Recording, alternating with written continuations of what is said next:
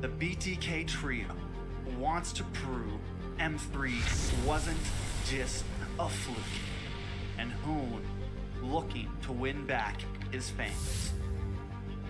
I got basically kicked, but they still call me traitor for, I don't know, for pursuing my dream. I thought living that comfort zone and then try new things was a better way for me to pursue the win. We're coming and we're gonna compete. We're gonna put a fight, that's for sure. I'm coming for you, M4. This is what we have all been waiting for. You push us, we push you back. You respect us, we respect you back. You doubt us, we will bleed to prove you wrong. Everything on the line right here, right now.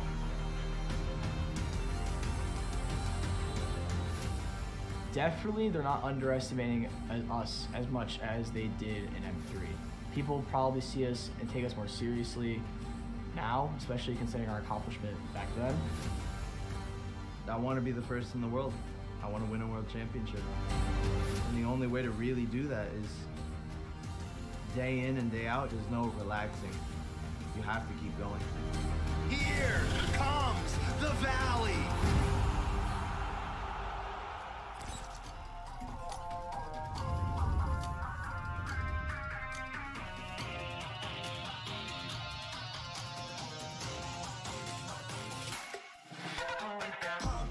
It's my time, I'm a ball. I'ma get this money right. I'm gonna live my best life. They been talking to me on me, but you know they'll never win. I'm controlling all my victories, and something has gotta give. Cause this is just what I made it now, You can't ever break us down, I'll be speechless for the stars. Promise I'll be what they not, and I'll never ever stop. Won't never stop, yeah. Touch the sky, you're a man of saving God. Touch the sky, you're the greatest option now.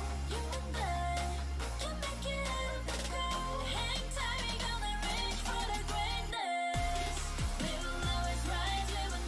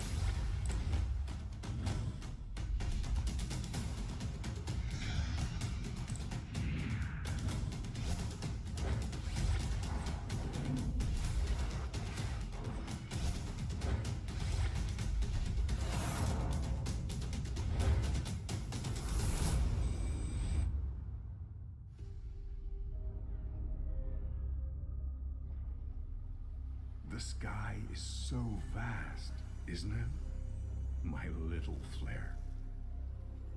Papa? Can you reach the sky and ignite the stars?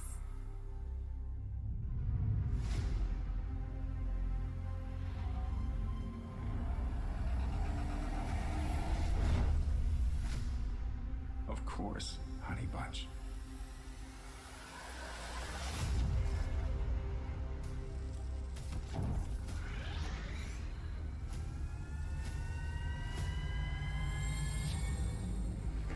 Papa never returned home.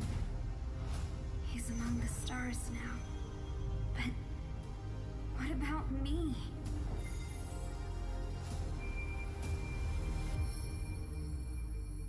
Ladies and gentlemen, welcome back to the Land of the Dawn. We are the Mobile Legends Scrim Academy, and man, talk about a day. We officially opened up the gates for Season 2, and now on to Week 4, Day 1, or Day 2 actually. Two amazing teams competing it out on this schedule. For the first series of the day, we are going to be seeing League Villains going up against Nephilim, and then up next will be Chubby versus Prime Esports. And then to finish off the day, Bloodhounds Academy versus Carpe Diem. And I'm excited to see where these matches take us today, as Game 1 is definitely going to be something to look out for. League Villains, first time ever seeing them compete in the Mobile Legends Scrim Academy, going up against Nephilim, a team we've seen compete time and time again since Season 1, and has definitely been scaling through the seasons. And also joined on the desk with us, Ghost UA, sneaking up on us for the analysts to break down these items and also keys to victory. And I will be your play-by-play for these engagements. How you doing, UA?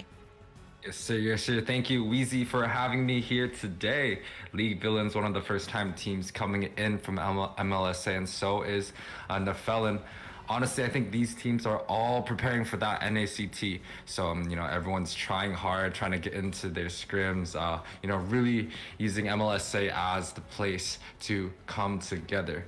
Now, let's talk about some of the bands that are probably going to be coming out once again, right? I was here yesterday, and I saw so many Fredrin bands. It has never been let go a single time, any of these games.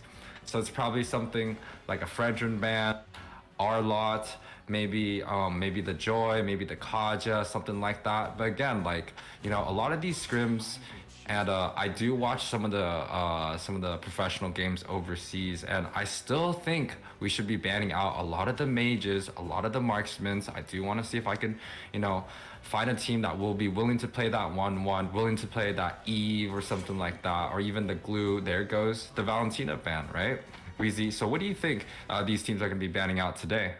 Well, the R-Lot, we've definitely seen them kind of dominating. Fredrin, definitely a viable option if you are second pick in the draft. Not something you want to allow the team to kind of opt in who is first pick, because that's a flex player. It can be used in the XP lane, and we are actually going to see Nephilim take that out, and that was something that definitely could have worked in their favor. And when you do that, when you're first pick, you create the opportunity for a band that would have been slotted in second picks, you know, set of bans for the first phase, and now create the opportunity to take something else out. Maybe the Kaja may be a viable option. We've seen how well that Kaja can go in with that suppression, or even that Joy or the Glue. But I'd probably say maybe even, yeah, maybe just the Joy or the Glue right now. And you are going to see that Joy being taken out over there from LV for their second ban.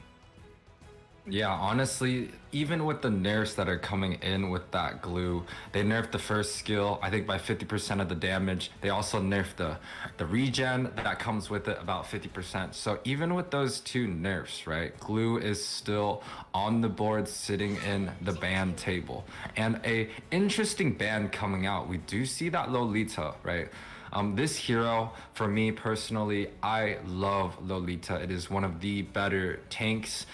In North America specifically, we have a lot of the top ELO players like Shark that really use that pick. And especially with, you know, the marksman meta being in play, the carry, the Croatian scythe, the golden staff, like Lolita is just really huge in these games, Weezy. Yeah, Lolita definitely a strong pick. That Numenon Blast to be able to wind up with that Conal CC. Not the easiest thing to go up against, and I'm assuming with that Lolita being banned out, they are trying to take some range damage that Lolita can kind of deflect with that Bulwark shield, but it looks like Nephilim going to go ahead and opt in on their first pick, and they're going to secure the Cho. Interesting pick on the Cho, because for me personally, when I pick up the Lolita and they pick up the Cho, he has that Way of the Dragon, he has that Jeet Kune Do to really, you know, counteract the Aluminum Blast setup that I usually have, and also that invulnerability on that second skill. So it was very interesting to me that they did opt to ban out the Lolita, but they also banned out the Kaja, so it still means that, hey, you know, maybe both teams are looking for a pick type of comp, you know, with the Chow, with Wave the Dragon, the Kaja Divine Judgment. They're still really going for some of these pick style comps in MLSA. Yeah, definitely some great points there. And how you mentioned the interesting ban on that Lolita, especially when they were going to pick a Cho anyway. Not just a Cho, his name is Cho Main. So, I mean, I guess if we would have looked at the names, we could have predicted it. But so far, you are seeing Julian slotted in, and also Karina. We know Karina can kind of have an easier time securing those kills when enemies are low on HP, but her weakness is CC, and already you're looking at a very strong CC combination with Xavier being slotted in XSLA. Yeah, the Karina being slotted in right now, I think it's a little bit too early. I do like the Julian pick, but just by drafting the Karina up, right, now we know exactly, or not exactly, but it cuts down some of the option this Julian can flex to, right? We could see the Julian coming in on the mid side. We could also see the Julian on the EXP side. But again, with this Karina, the Julian cannot be in the jungle. And from the Felon side right now, they are picking up that Xavier. So it does tell me that they're looking to try and scale into the late game. The Grok is picked up also. So there's 2 flex picks being picked up by the side of the Felons, right? Grok, one of those heroes that can go anywhere you want in this season, the EXP lane, that roam position, and also in the jungle, and so can Chow. So, you know, I think Nephilim is trying to play some mind games right now, Weezy. Yeah, you kind of mentioned that Grok, that decent flex pick. It's been a valid option even since the beginning of last season, but looking at the side of LV, Copsy is going to pick up this Kufra, going to have a little bit of that bouncing ball with the Tyrant's Rage for some potential setups, but also Super Nate with the enhanced change. He can get the job done, but you are right on him being limited on what roles he can play. And when you slot that Karina this early, it's kind of like playing chess, right? And put your king right in front of the pawn to take out. So with that happening, it is going to create the opportunity for Nephilim to possibly kind of build up some direct counters to give that jungler a hard time on these neutral objectives. Yeah, we do like to see that Fanny being banned out. So one of the things about a Karina jungle is that when you build that tanky, that curse helmet, guardian helmet, into like a radiant type of build, or even an antique, you know, one of the counters is going to be that Fanny, where she's just able to spam the cables onto Karina itself, and there's really not much Karina can do in that situation. Now, again, there's not really been too much of a focus on picking up these mage picks like Eve or Farsa. I do like the Xavier coming out. Again, it's one of those scaling mages going down mid lane. It takes, you know, 3-4 items like the book, the lightning trudgem, but you know, there's still not a lot of mage focused on this Eve or this Farsa or some Sicilian type of play, right? And the bans are coming out. There is 3 marksman bans on in the ban table right now, and it does mean that, hey, you know, the Beatrix is available, the 1-1 is still available, the Claude is still available, as JC is able to pick up this Beatrix. Yeah, and looking at the draft so far, I honestly think the Claude would have been a better option than the Beatrix. Not only does he have more mobility, but he's going to offer that late game that LV kind of needs. Is right now they have Karina, Julian, and Kufra. These heroes are for the early engagements, and Karina, especially with that tank build, is going to be more dependent on the team dealing that damage. And Beatrix, one of those marksmen that is going to scale through time. We've seen it work time and time again, even in MPL currently. So I am looking forward to it, but I do think the Claude would have been a more solidified late game damage dealer, and now that's going to create the opportunity for Nephilim to possibly pick him up or the 1-1. But wait a minute, Martis may be slotted in, and he is going to be the jungler for the side of Nephilim alongside 1-1. Okay, so the thing about the Claude that, you know, I do like would be going against the Xavier and the last pick coming in for the Lynx. So we will be seeing this assassin jungle going against this really maybe tanky Martis, or he could be going full damage. But going back to the point, you know, if they were picking up that Claude, it might have been hard for that Grok. It might have been hard to go against a Grok, which can knock up and, you know, disrupt Claude's ultimate ability. And also the Chow is able to just Jeet Kune Do and knock up his abilities. Martis. So Weezy, what do you think about these two drafts? Who do you think has the advantage in terms of the early games? That was an excellent point on the Claude, and now looking at it with the early game presence, you are seeing Martis, that dominator for the jungle, being able to have a little bit of an easier time. And looking at the 1-1, I do kind of like this composition, right? If Cho can get the way of the dragon, I say Cho, his name's Cho, and the hero's name is Cho, so I guess his name is Cho today. The way the dragon, if that does connect, you can see Dark Fox having an easier time getting that crossbow Tang, not to mention Xavier with the Mystic Fields, some more CC at their disposal. Any of these can create that opportunity for Dark Fox to get online nice and early in this game. Is on the other side, looking at League villains, right? You are looking at this Karina in the jungle, the weakness being CC, and there's a lot of CC stacked against her right now, so you are going to have to be careful on these neutral objectives. Yeah, right now, one of the things that we should notice before the game is about to clash into these team fights is that this Ling does have this jungle emblem along with the Martis, right? A lot of the Ling players, especially in the recent patch, they like to take the assassin and a little bit of a 1-1-2 play up there with that Kufra on Kopski. Well, back to that Ling point, right? He's going to be jungling very, very fast, rotating very, very fast. And one of the cool things, we do have a Karina mid lane, Weezy. This is something really, really new to me. Oh, I just realized that that is a Karina mid lane. This is new to me as well. And you asked me who was I favoring for the early game, and now this is definitely going to go to Nephilim. I'm not really sure that's the most viable option in the mid lane, but honestly, this is the first time I've ever seen it.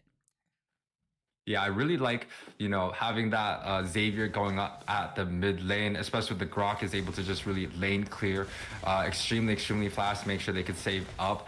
And a little bit of a clash going in. I think they're fighting for that little buff.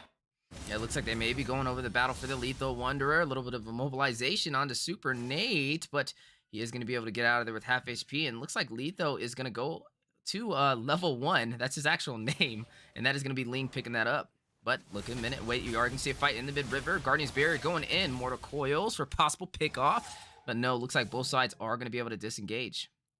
Yeah, a little bit of skills trading from both sides. Kufra did pop that flicker up early, so it's not going to be available for this next objective coming up. I do think the priority should belong to this Martis coming in really right next to this turtle already. But this Ling, you know, being extremely smart, is already countering, is already trying to grab that blue buff and just, you know, making sure that he's able to get a little bit of punish out of it, right?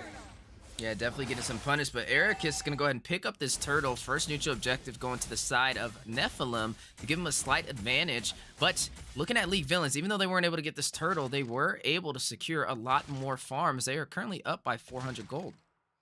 Yeah, right now the Felons do have all their spells up. That Flicker Grok with the Wild Charge is extremely deadly, and it's just so fast, and I think... And a little bit of a clash. Wild Charge not able to connect. A little bit of wasted utility over there from Steph. Not Steph Weezy, Steph Rookie, all right? Don't go. But as we are seeing the game progressing, you are going to have to kind of be a little bit better on that positioning, as that Wild Charge is going to be something that Nephilim is going to have to bank on. But speaking of banking, looks like King trying to cash in on a kill, not able to seal the deal though, and is able to escape. But the Mystic Field having other plans. First blood picked up by Ling, is going to dive in with the Finch Poise, take out Grok, but Ericus is going to respond and take him down. A 1-for-1 trade, but that was a roam falling on Nephilim to the jungle for the side of League villains. Yeah, a little bit of an overaggression coming in from that Ling, using his Tempest of Blades a little bit too early to pick up that first blood. It may be worth it, but a little bit of kill coming in right here. You are seeing a little bit of cat and mouse, and he's going to rush into a brick wall. Steph Rookie is going to clothesline him and secure that kill. So one of the cool things right now, as we have these items on the board, the Martis is looking like he's going for damage, and Wild Charge coming in. You are going to see the clash on the way. King in a bad situation is going to be able to get out of there just in time, and both of these teams being very aggressive for the early phase. Yeah, right now, again, the Martis is building up that damage. It looks like he's grabbing another sword, so, you know, probably a BOD first item on the Martis. For personally, I don't know if I agree, because if you looked at a lot of the top teams playing, especially from the Valentine's tournament, you know, they're really building up this Martis as a tanky jungler, right? The Chow is building full defense. Again, the Curse Helmet is really going to be able to allow him to push these waves, and as this neutral objective comes up, this turtle, which is the second one, the last one belonged to that Martis coming in from Nephilim. I wonder who is going to be able to take this turtle. You are seeing both teams dancing in the turtle pit. Tempest Blaze going down. Ericus with the retribution is going to pick up the turtle for the side of Nephilim. Enhanced chains connecting on the Jujutsu Kaisen for the Julian. But look at JC. Ericus going to pick up the kill with the decimation. Super Nate going to take down Ericus to respond, in a dawning light from across the land of Dawn is going to do a little bit of chip damage, but unable to secure a kill. But the flicker in, enhanced chains of mobilization onto XSLA. Now the way the dragon knocking him airborne. Down goes Super Nate, and Cho Main is going to live up to the name, securing that kill. A little bit of an over-aggression coming in from League Villains, but they're still pretty close in gold. Both teams, you know, having a 4-2 score right now on the scoreboard, you know, this is really showing that both teams are going in pretty evenly. But I do think the Xavier in the mid side should be able to start scaling really, really well once he's able to grab a couple more items, right? Karina, of course, is going to do a lot of damage, has a lot of potential, just, you know, clearing out the backlines and especially building full magic. He already has that Calamity Reaper and has that penetration boots. You know, he should be able to scale really, really well into this mid-game, Wheezy. Yeah, some excellent points indeed. That Karina, who's going to kind of rely on the team to do the damage, is going for that tankier route. But you kind of mentioned this Martis, right? Something we don't typically see. The Martis going for a Blade of Despair as the first item. Oh my goodness, did you see that? Rainer's empathy. Beatrix, JC looking strong. Took half of Dark Fox's HP. But like you mentioned, this Martis building the Blade of Despair instead of the Cursed Helmet, not something you typically see. Is going to make him a little bit squishier, but speaking of squishies, you are going to see one take down Xavier in the mid lane, and now Cho Main is going to take him down to respond. 2 members down off the board for the side of League Villains, and Wanwan going to pick up a kill in that clash, taking down JC. And I gotta say, this is so far still leading into the favor of Nephilim in terms of kills, but Gold, League Villains still leading by 300. Yeah, Gold leading by 200, added along with that new tower on that bot side. Super Nate just, you know, trying to make sure he's able to do that split push while they're having a fight at mid, right?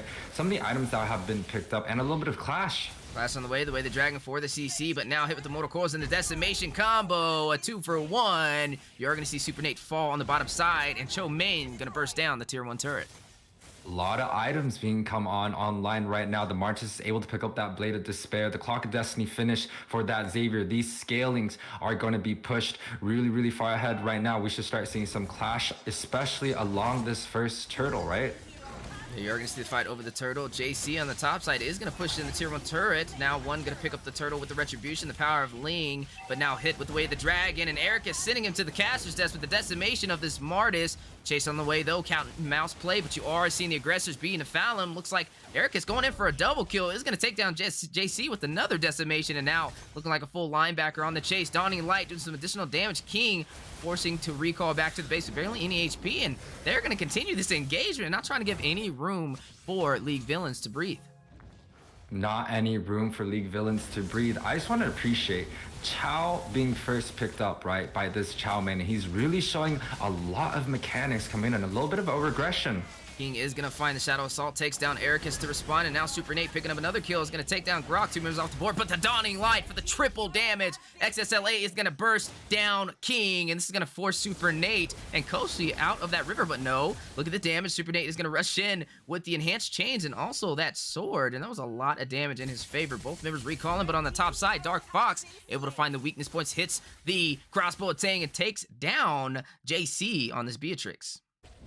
Honestly, just a little bit of an over-aggression. They tried to push that mid tower from the Felon side, but they just got a little bit punished. The conceal play does come out. But again, this Chow main, right? 2-0-5, first picked up from the Felons, is just really showing that he has that mechanics, he has that skills, that fast fingers. And, you know, traditionally Chow, we don't really pick that too much just because, and a little bit of a fight coming up at top once again. Yeah, the Karina being a little aggressive, trying to find a kill onto Dark Fox, but not able to do the damage. This is that tank Karina, so not going to be the most bursty assassin. And you are going to see Dark Fox in a little bit of a tricky situation, though. Looking at the triangle play, it looks like the side of LV is going to try and take this turret, and he needs this team to wrap around or at least translate this on some other side of the map. But no, they are going to be able to take it with no contest, and now picking up the kill. King is going to rush it with the Shadow Assault and burst him down, but Rainer's empathy aiming He is going to go ahead and not connect on that snipe, though, and look at the side of Nephilim. They are going to rush in, try and get some revenge for their Wan falling, but without that marksman, it's going to lose a lot of that potential for that ranged damage. Yeah, so one of the things I do want to add on is that, you know, Ling, as we scale into the game, you know, as he picks up this Blade of Despair and Berserkers, he's gonna be able to split push in this game. There's not really anyone from the Felon side able to handle the split push. As you guys can see, the Grok is getting bursted down while they are gonna be trying to do this Lord. He still is getting bursted down right now. Yeah, is taking a lot of damage over there. Look at Karina, same situation, and now Grok gonna hug that wall, kind of use that passive in his benefit. Not gonna go back for the recall, but the way the Dragon from Show connected onto JC, knocking him airborne. Both teams going in for a kill. Mystic Field from Xavier. One gonna find the backline, take out Dark Fox. Eric is gonna take down JC. King taking down Grok. Dawning Light. Cho Main is going to take out King in that process, activating the killing spree on the Cho Main, but a double kill into the hands of Ling, who is going to take down Xavier. And now the enhanced chance for the knock of Ericus with the decimation takes down Super Nate. Fight not over, 2v1, bouncing ball. Kovsky, can he get away? No, Mortar Coils having other plans. Ericus is going to pick up a double kill on the Martis and now make their way toward the tier 1 turret for the mid lane.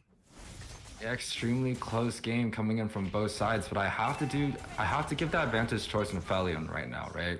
They have that Xavier scaling. They also have this Cho going on 3, 0, and 8.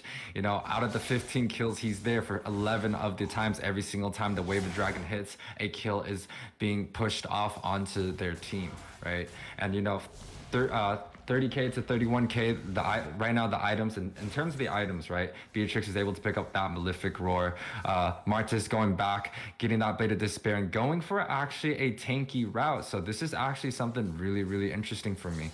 A lot of the times, Martis would like to go for that Curse Helmet again, or anti-can look clash. You're going to see one pick up a kill, killing spree, taking down Xavier, the Guardian's Barrier for the saving grace. Super Nate trying to get away, though. Looks like Grok kind of trapped himself in that engagement. And now the G Kundo going to prevail. Cho Main taking down Super Nate, but the bouncing ball, you are seeing Eric is kind of retreat from this fight, but looks like both teams still being a little over aggressive. Tyrant's Rage over there from this Kufra, hit by the Motor Coils over there, and the Azura's Wrath from this Martis. But the kill is going to go to one mega kill, taking down Grok. King going to take down Dark Fox, finds the 1-1-1, going to take out Ericus with a double, takes down the jungler for the side of Nephilim. That is 4 members who fell in that trade to only 1 on the side of League Villain. Yeah, when they were fighting right there, Karina was just pushing all the way through from that top side tower, and he's just able to get that tier 2 tower. As League Villains is able to pick up this Lord, right? It should be uncontested, along with a Dawning Light coming out, but just barely missed that objective. Again, right now, League Villain is able to pick up quite a bit of map presence. Also with that Lord coming down, marching down, I really think that they should be trying to sink this wave. So JC on this Beatrix right now, you know, hitting that mid wave, I think it's a little bit undisciplined, but let's see how they will be pushing this Lord coming in right now. Yeah, as you are seeing the team trying to sink the lanes. They do have this Karina in the mid lane, and this is the Karina damage, so it will be able to burst down the back lines if she can wrap around and get a pick off. And not to mention, you are looking at one on the Sling. He does have the mobility to potentially be able to push these lanes and sink them as the Lord is making his way on to the top side. But here we go. Engagement on the way. Kovsky forced dangerously low. Crossbow Tang activated. Dark Fox is going to find those weakness points and take down Kovsky. King going to go to the back line, though. Take out Dark Fox in response. One is going to take the inhibitor turret, and now they are going to make their way into the Nexus, already doing some serious damage. It's going to wrap around clockwise, and now going to get out with the Tempest of Blades. But look at the stun. You are seeing the 4v1 situation. XSLA is going to take down JC on the Beatrix, but not before Super Nate takes the Nexus. Ladies and gentlemen, League Villains takes game 1.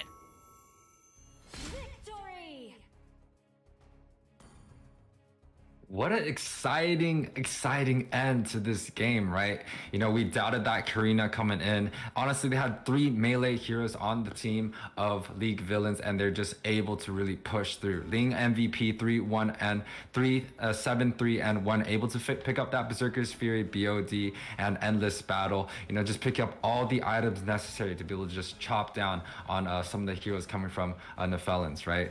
Kovsky also did extremely well, only died twice, probably body bag teabag majority. And also King, you know, the one that we actually doubted, ended up being the king of that mid lane at that 5, 2, and 3 slot. And if we look at the other side, right, Cho main 4, 0, 10, you know, just being a nemesis in most of these team fights, just unable to finish the game, along with RCS Gaming's on that Martis, right? Let's take a look at some of the stats coming up from this game. There's a lot of damage being dealt by all of the members evenly from League Villains' team, right? The Beatrix did 22%, the Karina did 22%, and actually the tower pushing was from the Ling the most. So what this tells me is that they didn't really have an answer for this Ling split push. Chao couldn't really do too much against this Ling. Martis, which I think should be able to do something against this split push, but just, you know, again, just was not able to handle League Villains' draft right here, Weezy. And, you know, good luck to Nephilims on this second game, because they're really going to need to try to figure out a way to shut down one.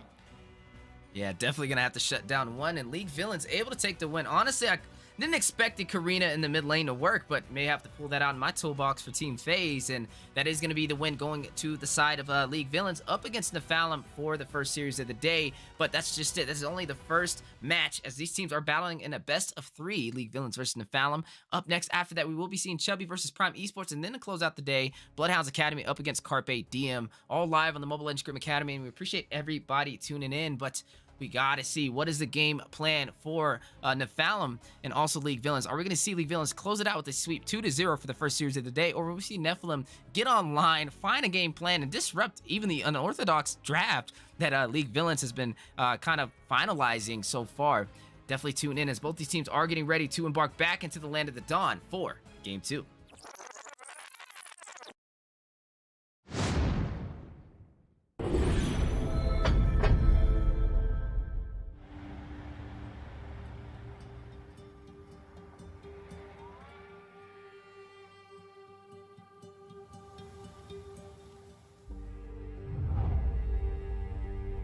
You can travel the world to find yourself. But that journey must start at home. Because you can't know who you are without remembering your past experiences.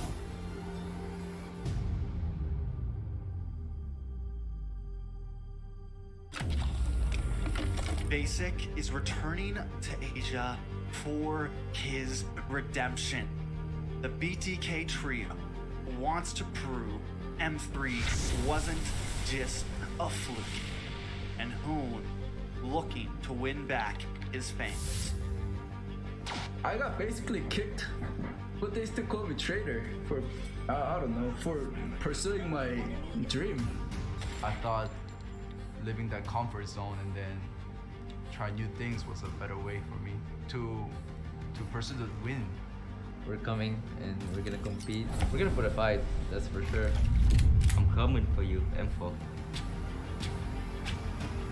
This is what we have all been waiting for. You push us, we push you back. You respect us, we respect you back.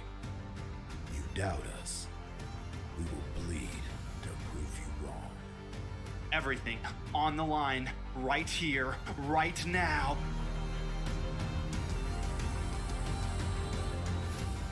Definitely, they're not underestimating us as much as they did in M3. People probably see us and take us more seriously now, especially considering our accomplishment back then. I want to be the first in the world. I want to win a world championship. And the only way to really do that is day in and day out. There's no relaxing.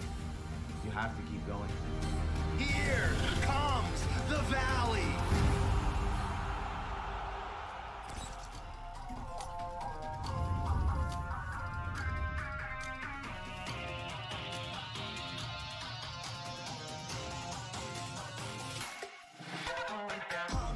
It's my time, I'm a ball. I'ma get this money right. I'm gonna live my best life. They been talking, tell me on me, but you know they'll never win. I'm controlling all my victories, and something has gotta give. Cause this is just what I made it now, You can't ever break us down, break us down. I'll be speechless for the stars.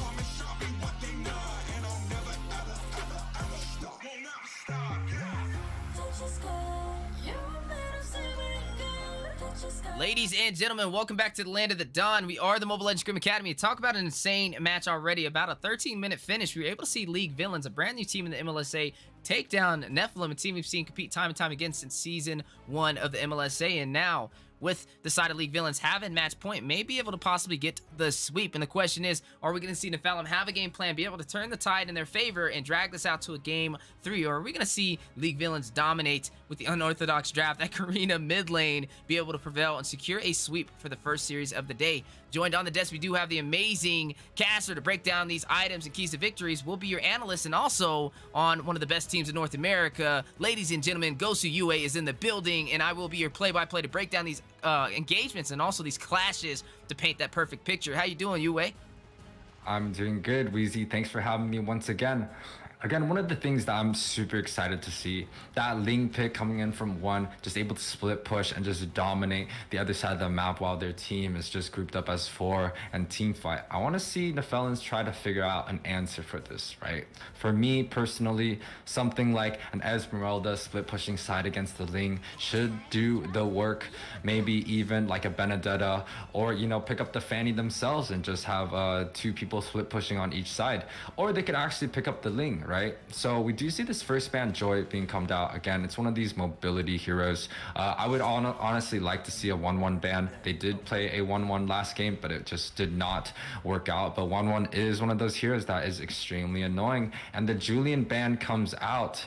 That EXP laner Julian, I believe it was Super Nate on that Julian, played extremely well.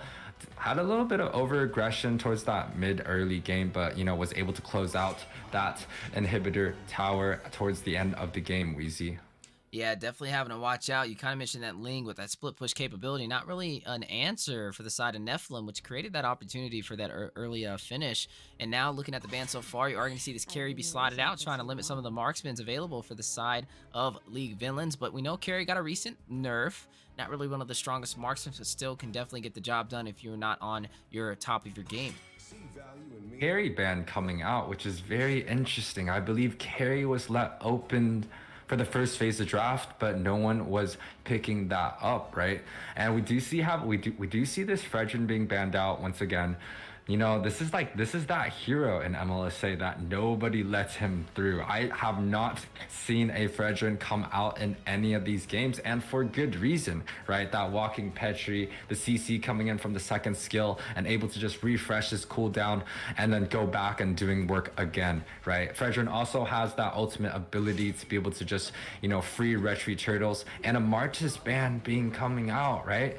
Nephilim, I believe that was actually Nephilim's own pick, and they decided that they did not want to opt for that Martis, maybe just denying the pick potential coming out from League Villains. And that might be a strategy that they're coming up with right now. And now I'm going to go ahead and slot in this Eve, but a Valentina is still available for the taking, and definitely something you can slot up against that Eve to be able to take that real-world manipulation and make it work in your favor. And I wonder if that's going to be the game plan, as you are seeing XSLA already hovering over it, and that's going to create a lot of utility for their team. Not to mention, when you do have that Valentina slotted, it creates the opportunity to kind of make a diverse draft and limit what heroes the side of LV can pull out. Is the more heroes they have with ultimates that are kind of for the team, that is what Valentina is going to bank on, and it's going to kind of limit their tank potential as well.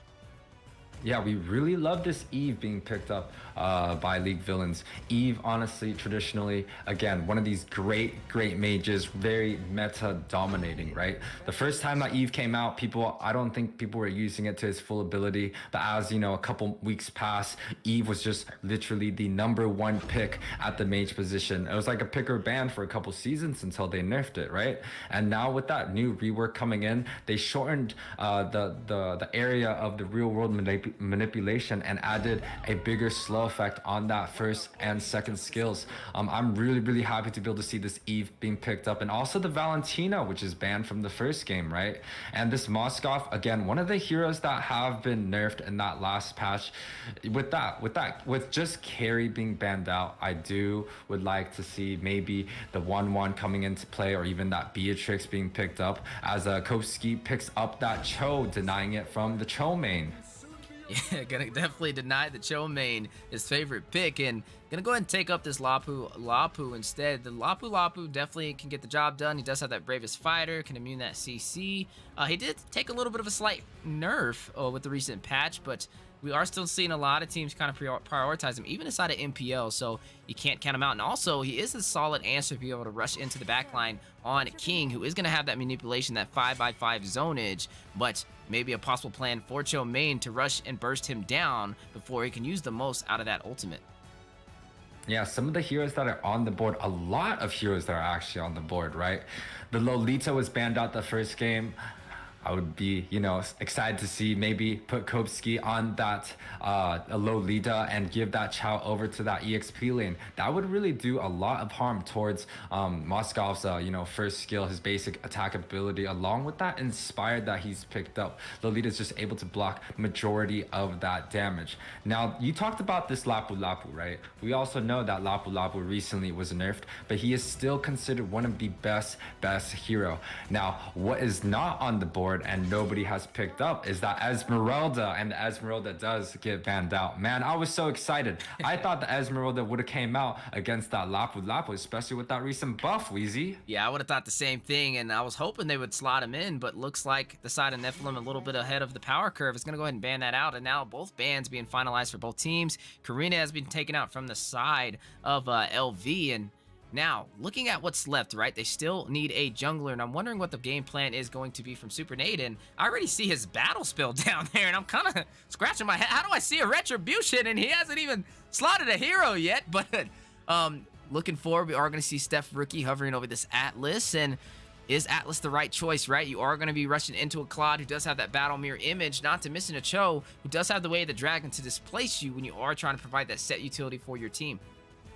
Now, we don't know if this Atlas is going to be slotted in. Again, these people just like to bait us with these picks, right? The Lolita does get picked up. It was banned out the first game.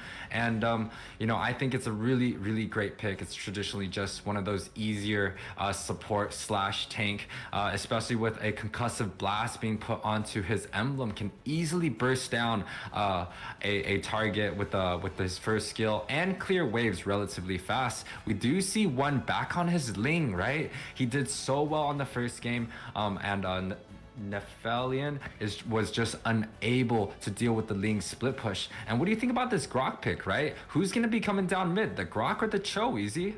Yeah, that's definitely something interesting, but we've seen the Cho in the XP lane before, so I think we're going to see it again. And this may be the Grok for the Roam, and it looks like Dark Fox is going to finalize the draft for the side of Nephilim. Going to go ahead and take up this Leomord, a jungler we haven't seen too often, and he is not going to, no, he is going to be the jungle. He did swap to that Retribution last minute. You never know. We saw the Karina jungle, so I don't know what to expect when it comes to these heroes, but with both drafts being finalized, I got to ask you, Yue, who are you kind of thinking will take the early game aggression? Well, in terms of the early game, Weezy, we do see that the Ling typically has to go back to his buff before he's able to do anything on that first turtle fight, right? So Leomord should technically have the advantage, but we do also have an Eve and a Chow being on the board. Chow is just one of those heroes that can just use Wave of the Dragon and just push this Leomord out of the turtle, out of the retry distance, and also the Eve just, zoning in. So honestly, I think the first objective should go towards RCS Gaming on that Leomord, but honestly, in terms of the overall from both teams draft, I do think that League Villains do have the upper hand here, Wheezy. Now, we gotta kind of mention one, right? He ran Ling before and he's gonna run it again. If it's not broken, don't fix it. And you kind of mentioned in game one with the Ling, Nephilim didn't have an answer for his split push capability, and that's really what kind of closed the game out for them. And looking at this draft so far with Nephilim this time around, do you think they have an answer for it? Ooh, just looking at the draft, I'm not really sure they have what it takes. For me personally, right, there's some of these emblems that I think could be a little bit better. Let's talk about League Villains side first, because they actually only have one emblem that I don't think is, the best of the best, right? The Eve is able to get that axe emblem, that magic axe, and it's a good damage early game in terms of it's passive, that burn effect off of the 3 skill proc. But personally for me as Eve, if you take there's another emblem that's not the magic shop, that emblem should be a lot better, and a little bit of skirmish coming in. Super Nate being very aggressive is gonna hug that wall for the passive. Guardian's barrier going in, but Justice Place to connect, and it looks like first blood from Steph Rookie is gonna secure that kill. That is gonna roam for the side of Nephilim on that Lolita. A little bit of an early aggression, a little bit of a cut coming in from Super Nate. Just was not able to do what he wanted to do. Again, they disrupted some of the opponents, but I would like to see this Chow being a little bit more conscious about where this jungler is coming in from Nephilim, right? If he's able to just spot out, hey, there's people coming in from that bot side, tell Super Nate to go back. That's an early death coming in from League Villains, and if they really want to be able to just take this game cleanly, this Grok really has to be able to know when he's able to cut this bot side. Yeah, definitely having to watch out on when they do cut the bot side, and looks like that is the game plan already, as you are going to see Lolita, Steph rushing in for a possible stun, but now matched by the 3-man of League Villains. Guardian's Barrier going in, Void Crystal now down with the manipulation, King using it all, but you are going to see the Phantom Steed rushing in, Tips of Blades going down by 1, trying to escape, and right now both teams burning a lot of this utility prior to being able to take this first turtle. A lot of spells being popped out, but the Wave of the Dragon still has not connected yet. It does look like the Wave of the Dragon will be connecting. But in the middle of the entire team of Nephilim, the Wild Charge, a complete miss on every single member of Nephilim, and this may be the opportunity they need to be able to take this turtle with no contestants. It looks like Ling is going to go ahead and shift his focus over to his blue buff. Yeah, unfortunately, League Villain does not get the opening that they were desired. They are actually up in gold, so it does tell me that some of their laners coming in are doing better. The Grok is building damage, probably going for that Blade of Heptases coming in. Ling is able to pick up that crossbow. Leomar is probably going to go for that that Bloodless Axe coming in, along with his Festival of Blood. He should be able to regen a lot of his health back coming in. And this Chow, right? We don't know what he's going to be building right now, but I definitely think that maybe, a Antique coming in should be up, and a little bit of fight coming in. Clart is going to take down Dr. Fox, and now you are going to see Ling rush in with the Finch Poise, and Steph dangerously low is going to go ahead and clear this minion, but they may be able to pick him off. He is going to try and recall and look at XSLA to kind of defend him as he does go back to the base. Yeah, the Lolita right there picking up that Dreadnought armor. He didn't even finish his boost, and he was just able to tank all the damage coming in from Tempest Blade and the Wild Charge. It is going to connect, and now Chow Mein, taking very low, is going to go ahead and clear out these minions, and now needing to recall, but wait a minute, Power of Nature is going to wind up, not able to secure the deal, and now the HP is almost mirroring on Super Nate now, who was very high in HP, but quickly burst down from Chow Mein, and now he's going to go ahead and recall back to the base. But on the top side, we've already seen the Blazing Duet go in by JC, trying to get a pick off. Going to use the Battle Mirror Image. Kovsky taking out Dark Fox yet again. The Marksman not having the easiest time, even with his team being there, but Phantom Steed moving on blast. Manipulation dropping down. Eric is picking up a kill, takes down JC on the Claude, and now trying to get a double. Steph is going to pick up his second kill. Burst down. Cho Kovsky falling for the side of League Villains. Steph has been huge in these games. Now, Nephilim, although they did get a couple kills up there, they just aren't able to really get too much of a gold lead, as they are able to pick off this Ling. So again, a little bit of an over-aggression coming in from one. Once again, maybe it's a little bit of overconfidence, maybe it's just a miscommunication, but Nephilim looks like they will be able to take this objective uncontested, right? And here's one of the smart things that League Villain is doing. They are giving up this objective cleanly and trying to gank this Moskov. This is extremely disciplined. This just means that they understand how they need to trade and talk about trades.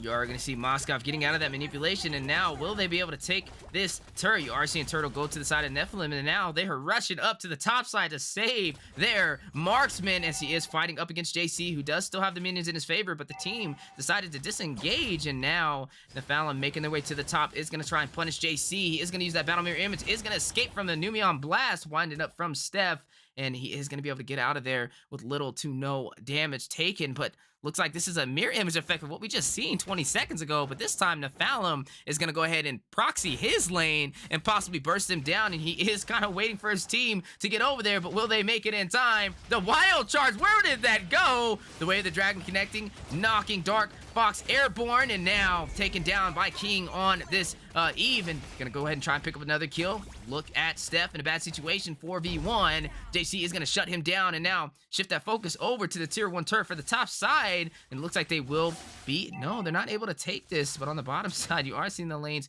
being proxied over there from this Lapu Lapu, and a little bit of a mirror effect for the lanes, but still, having the pressure in that top side, League Villains is gonna burst down this tier 1 turret with no contest. It does seem like League Villain is just a little bit more disciplined. As you guys can see, the Chow is able to pick up that dominance ice, and the mid lane looks like another clash is coming in. Kopsky gonna take down Valentina, and yeah, it was that mirror image trade, right? The bottom lane got lost for the side of League Villains, but the top side was lost to the side of Nephilim, and now the skirmish in the mid lane, wild charge for the additional damage. Chomaine taking dangerously low is gonna use the bravest fighter, but hit with the Guardian's Barrier. Super Nate gonna take him down and emote with that kill, but you are gonna see one with the split push is going to actually take that mid turret and now shift his way to the top side, and you are seeing map control leaning in favor for League Villains. Yeah, League Villains won on that Ling again, just split pushing. He did die one time towards that game, but he is again able to just farm up, picking up that Berserker's Fury. You know, Grok is actually picking up his Blade of Despair, and Eve already has 35% cooldown reduction. Claude is online now, right? And as we talk about online, the conceal play is gonna go ahead and get a kill. King is gonna take down Dark Fox, and now the manipulation, another wild charge. This man is 0 for 3 on these sets. Now the power of nature to wind up. You're gonna see Turtle go into the hands of one with that Ling, and now the 3v1 Kopsky bursted down from the Phantom Seed of Ericus, picking up a double kill, and now look at Super Nate. Can they get another? Will this be a triple? Is gonna be able to get out just in time, but one is gonna shut down Ericus to respond. Tips Blades going down, is gonna try and pick up a possible double, but no, it's gonna grab his blades and disengage. But on the bottom side, Blazing Duet rushing into Chow Mein on this Lapu Lapu, both of them dangerously low. Spirit Destruction unable to hit the mark, and JC is gonna burst down Lapu Lapu. Down goes Chow Mein. JC is online. I repeat, he is online. He did pick up that golden staff right there and just is able to burst down that Lapu Lapu. It was kind of a barely fight though. The Moskov ultimate was the Spear of Destruction was just almost able to hit him and just finish him off, but it just did not connect. Now Super Nate on this Grok, right? I really do think that, you know, after rewatching this match, they probably will look to see if they could draft something else for Super Nate. Although he has not been, hitting these wild charges, he's still able to do what he needs to do, right? Get information from the team, tank a couple more of these damage, and you know, as you guys can see, the Blade of Despair is being picked up by that Ling, and that just shows you that there's gonna be a lot of damage coming down. Speaking of damage on the bot side, you're gonna see the Land Striker for the stun, but JC gonna take down Channel Main yet again. History repeating itself on the bottom lane, and now gonna go ahead and burst down the tier 2 turret with no contest. No contestant indeed. 3 minutes ago, we were just looking at this game and it was absolutely even coming in from both sides. Now, one of the things that I kind of want to talk about is this Grok once again, right? He does not have this flicker play, but once he does, he's able to use that flicker wild charge and the conceal play. Oh, there we go. 1-4-4 is going to be able to get that wild charge. Eric is going to take down Super Nate, though. King's going to burst down Lolita and picking up a double. Takes out Moskov. XSLA takes down Kopsky. One is going to take down XSLA, but King's going to pick up a triple, taking down Leomord. Down goes the jungler for the side of League. Oh no, Nephilim right there. And it's going to be a huge advantage for League Villains to push in this tier 2 turret. As down goes the Tips of Blades. Chow Mein going to rush out with the bravest fighter, and it looks like the side of League Villains is going to claim the tier 2 turret for the mid lane. 9 minutes in, we're heading into that mid game. Let's talk about some of the keys to victory coming in from the Felon side, right? They really have to figure out a way to shut down the Eve. Kings on this Eve going 5-1-3, you know, able to pick up the book, the Ice Queen wand, and probably going for that glowing wand. And also this Claude, right? He just picked up the Corrosion Scythe along with the Golden Staff and Demon Hunter's Sword. It's just going to be so hard because Claude just has those 3 core items being built up, right? You do see a really, really early wind of nature coming in from that Moskov, but I'm not really sure, Wheezy, if that's just enough damage. I know Moskov is probably Dark Fox screaming at his team right now with the 0-5-3 KDA. Didn't have the the pressure from his team to kind of save him on a lot of those engagements for that top side, and now they are paying for it as we are trickling into the mid game. Yeah, into the mid game. Indeed, the Lord is marching down. The Ling also did pick up that endless battle just right there, as they're probably gonna look for engagement. Both teams fighting it out. The way the Dragon connecting into the manipulation. Blazing wet from JC. Trying to find a kill. Down goes the Numi on blast. Not able to connect for the CC King. Gonna take down XSLA on this mage. And now, look at the Lord crashing into the Nexus. Ladies and gentlemen, League Villains rushing in, trying to get the sweep. Void Crystal going in. Dark Fox taking out Super Nate. They are trying to hold in there. Their backs are against the wall. King, unstoppable, is going to pick up a kill. Picking up a double, takes down the Lolita. And ladies and gentlemen, League Villains gets the sweep, takes game 2, and shuts down Nephilim. Victory! Shut down indeed. The young team, the newest team, League Villains, is able to just dominate in such a fashion. 11 minutes in, right? We talked about Kings on this eve, right? He actually didn't pick up that glowing wand just yet and opted for that brute force. Gave a little bit of a sustain, gave a little bit of movement speed. He's just able to dash in, dash out, and just, you know, walk around. JC on this Claude doing so well, farmed up, one of the highest golds on the team. And although one did not really show off his MVP skills, once again, he is the highest gold, so it does seem like he's able to just walk around the map and get all these farms, right? And let's talk about Nephilim's side. Lolita, again, one of the picks that was banned out that first game, did extremely well. They also, the Leo Mart, which was last picked in, did well, but you know, the marksmans fell short, the side, the Lapu Lapu fell short. Let's look at some of the stats that's going to be coming up really soon, right? Kopsky, 88% kill participation, right? Every time the Wave of Dragon hits, every time his Jukundon hits, kills are just falling for League Villains' side. Some of the highest damage dealt. The wild charge coming in from Nate, you know, unable to connect 3 times, but was able to make that impact. 25% damage dealt. You know, the Grok is just able to push out so much damage for his team. And also, again, Kings, 26% damage dealt, 65% kill participation, is just able to take so much of these damage. And let's talk about some of the turret damage, right? 46% from Claude, 42% from Ling. It just shows you League Villain is ready to take these towers. That jungler is just ready to rotate off and pick off these towers while the team is in these team fights. So congratulations for League Villains, again, taking these 2-0 sweep in such a quick fashion. Good luck again, Nephilim. Looking like a very great match for the side of League Villains for their first debut in the MLSA, and I gotta say, I'm definitely impressed, and I'm looking forward to seeing what you guys bring in the near future. And Nephilim, definitely keep your eyes on the prize, continue practicing, and same thing will go to you guys as well. And ladies and gentlemen, that is going to close out the first series of today, League Villains versus Nephilim. League Villains able to secure the sweep, and now the question is, will Chubby versus Prime Esports, one of these teams, be able to live up to that momentum and get another sweep? As these two teams we've seen compete time and time again in the MLSA. Chubby, the team from the Wild West, and Prime Esports, a team that's been competing time and time again. And we know these are both high elo teams. I'd definitely say maybe like top 8 in the MLSA. So I'm excited to see them compete and go toe to toe. And then not to mention the final series of the day, we are going to be looking at Bloodhounds Academy led by Exio, and then also Carpe Diem. Eunice may be making that special appearance with her team. The MLSA cast you've seen handle all these breakdowns for these items, and also Keys to Victory, who will be joining me for that dynamic duel on the NACT. And all of this is live on the MLSA Mobile Legends Scrim Academy YouTube channel. Make sure you guys register on the Discord as well to be able to partake in these future events, as all these teams are getting prepared for the NACT spring season. But ladies and gentlemen, don't go anywhere, as Chubby and Prime Esports are getting ready to embark inside of the Land of the Dawn for Series 2.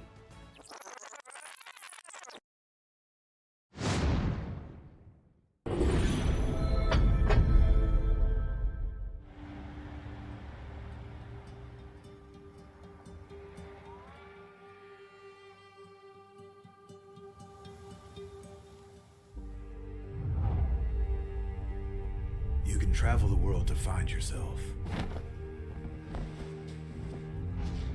But that journey must start at home. Now we are going to end war! Because you can't know who you are without remembering your past experiences.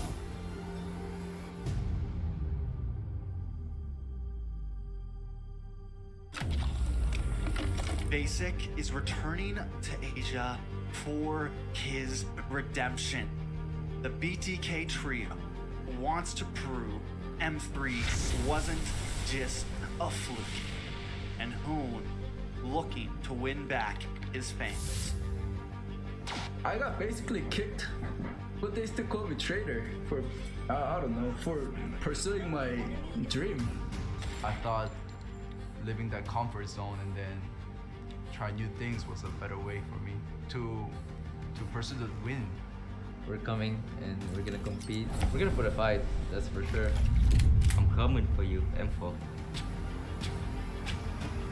This is what we have all been waiting for. You push us, we push you back. You respect us, we respect you back. You doubt us, we will bleed to prove you wrong. Everything on the line right here, right now.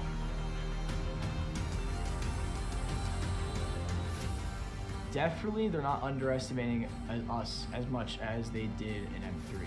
People probably see us and take us more seriously now, especially considering our accomplishment back then. I want to be the first in the world. I want to win a world championship. And the only way to really do that is day in and day out. There's no relaxing. You have to keep going. Here comes the valley.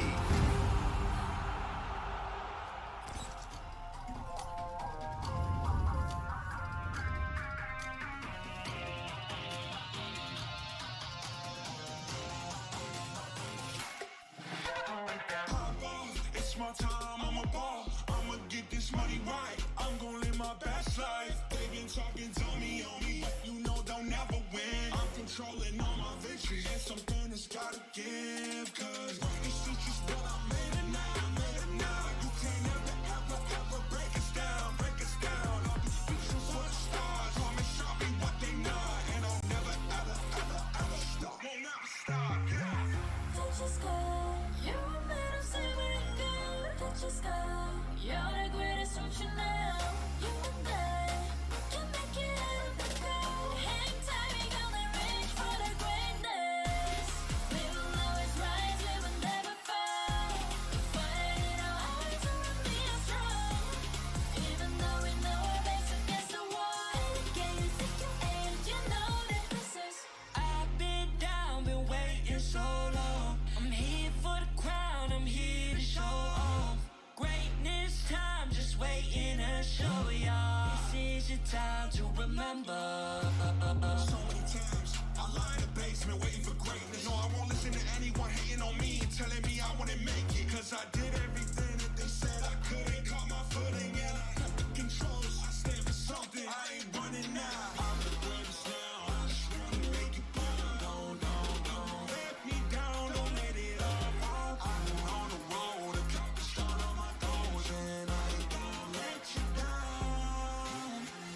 Touch the sky, you're made of silver and gold. Touch the sky, you're the greatest option now. You and I, we can make it out of the cold. Hang tight, we gonna reach for the greatness. We will always rise, we will never fall. Fire in our eyes, and we are strong. Even though we know our backs against the wall. And again, pick your aim, you know that this is. Coming for the game, cause we ready for the victory.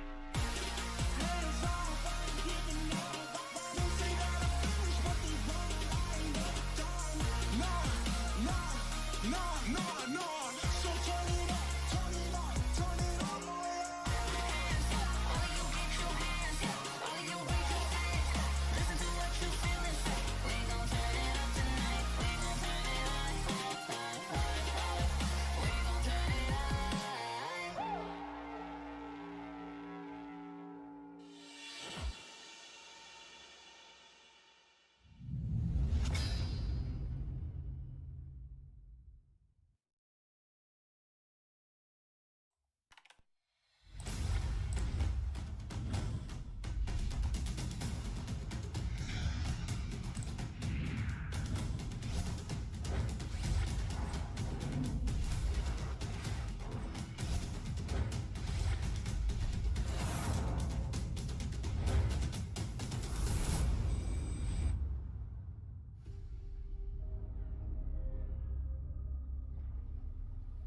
The sky is so vast, isn't it? my little flare. Papa? Can you reach the sky and ignite the stars?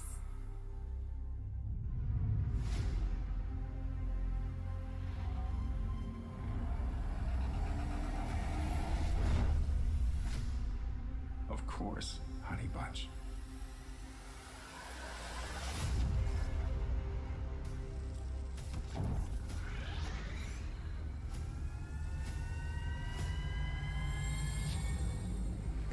Papa never returned home. He's among the stars now. But what about me?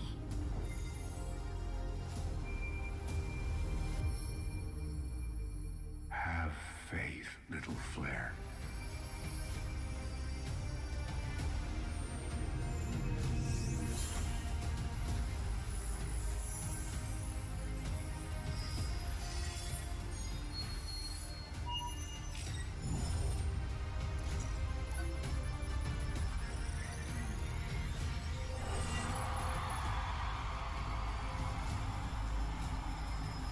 Now this is a wonder to behold.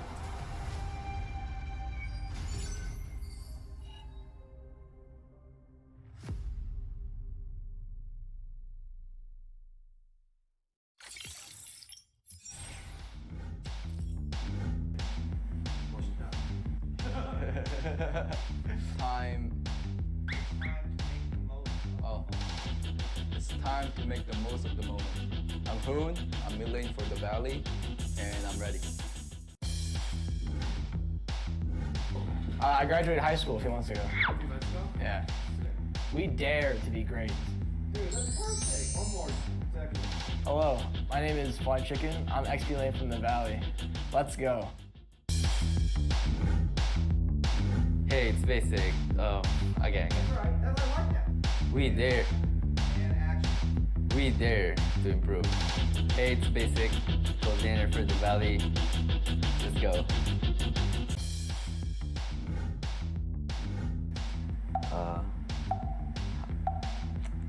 Say hi.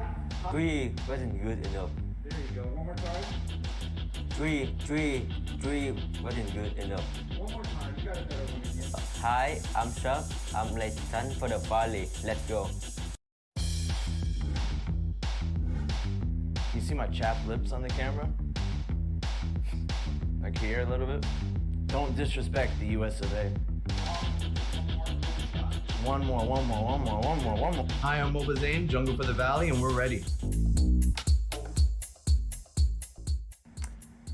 I want to fight Yahweh from the Eagle team for Philippines. Definitely RRQ. They've done so much for Mobile Legends, and you could tell just by the amount of fans that they have. They've also been so driven. I mean, they've been in Mobile Legends for years and years and years, and they've always been pretty good. They've always, even when they weren't doing as well, even in this MPL, they bounced back in the second half of the season, and I have a lot of respect for them. They brought a lot for Mobile Legends. And in the Philippines, it probably blacklist, because they're actually the first team that, even after winning a World Cup, they just stayed driven, stayed focused, and now they're on their way to having a chance of getting their second World Cup win.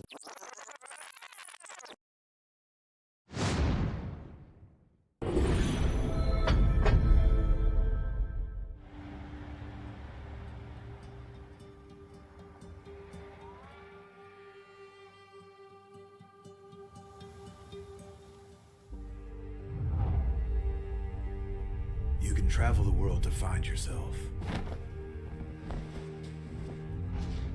But that journey must start at home. Valley are going to M4! Because you can't know who you are without remembering your past experiences.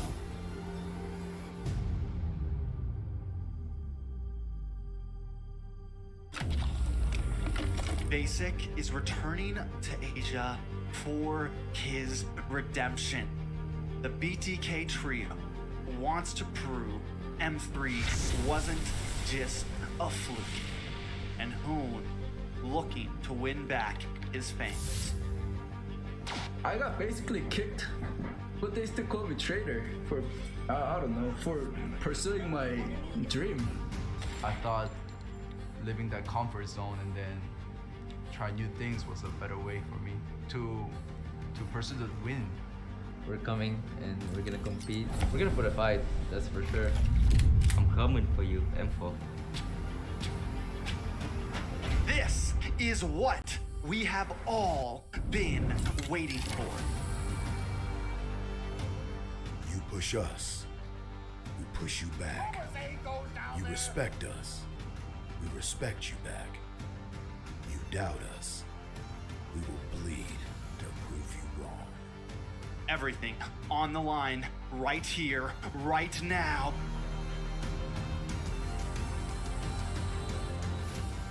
Definitely, they're not underestimating us as much as they did in M3. People probably see us and take us more seriously now, especially considering our accomplishment back then. I want to be the first in the world. I want to win a world championship. And the only way to really do that is day in and day out. There's no relaxing. You have to keep going. Here comes the Valley.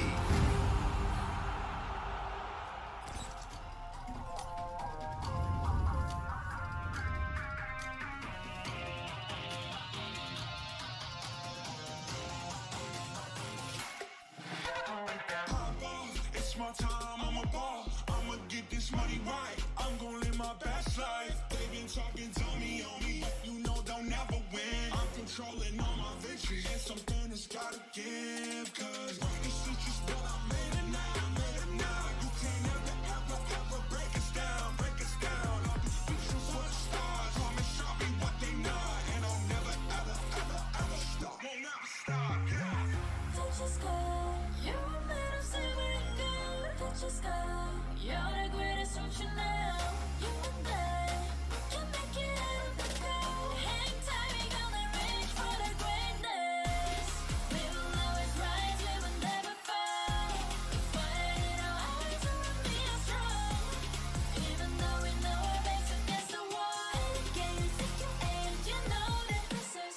I've been down, been waiting so long. I'm here for the crown, I'm here to show off. Greatness time, just waiting to show y'all. This is your time to remember.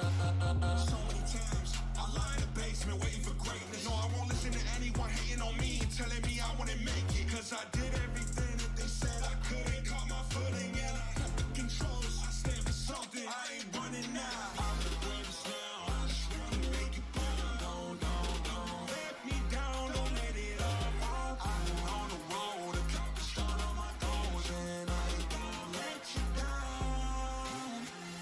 Touch the sky, you're a man of silver and gold. Touch the sky, you're the greatest option now. You and I, we can make it out of the cold. Hang tight, we gonna reach for the greatness. We will always rise, we will never fall. Fight in our eyes and we are strong. Even though we know our backs against the wall. And again, pick your aim, you know that this is. Coming for the game, cause we ready for the victory.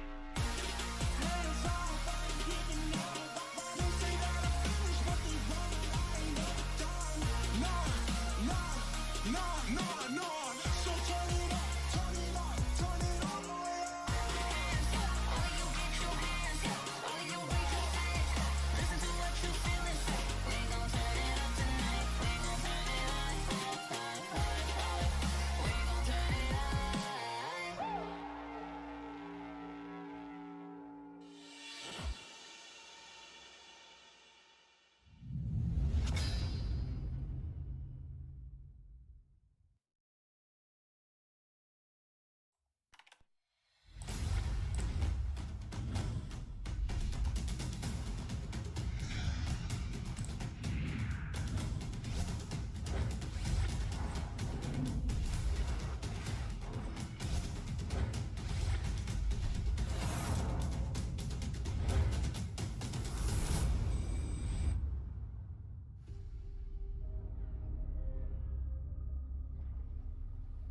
The sky is so vast, isn't it?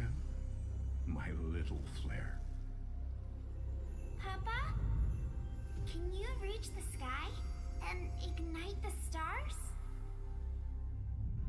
Ladies and gentlemen, welcome back to the Land of the Dawn. We are the Mobile Legends Scrim Academy. Currently, we are on Season 2, Week 4, Day 2, and two amazing teams getting ready to compete for Series 2 of today. A lot of twos so far. How many did we say? Find out now, and maybe El Manny will give you an epic skin. And now, looking at what we've currently got going on today. Series 1, we did see League Villains, first time performing with their debut, able to take out Nephilim with a sweep. And now on to Series 2, the team from the Wild Wild West, Team Chubby, going up against Prime Esports in a best of 3. And then to close out the day, the team coached by Exio himself, Bloodhounds Academy, going up against Carpe Diem with Eunice, the MLSA caster, and also now an ACT caster who will be joining me for that dynamic duo on the desk. But speaking of NACT, speaking of this match, we do have two amazing teams on the way ready to compete in the Land of Dawn. Chubby versus Prime Esports, and to lead for the play-by-play, just now slotted in the NACT, and his interview is out there, so definitely show him some love. Ladies and gentlemen, Coach Deku is in the building, and also joined for the analyst to break down these items and keys to victory,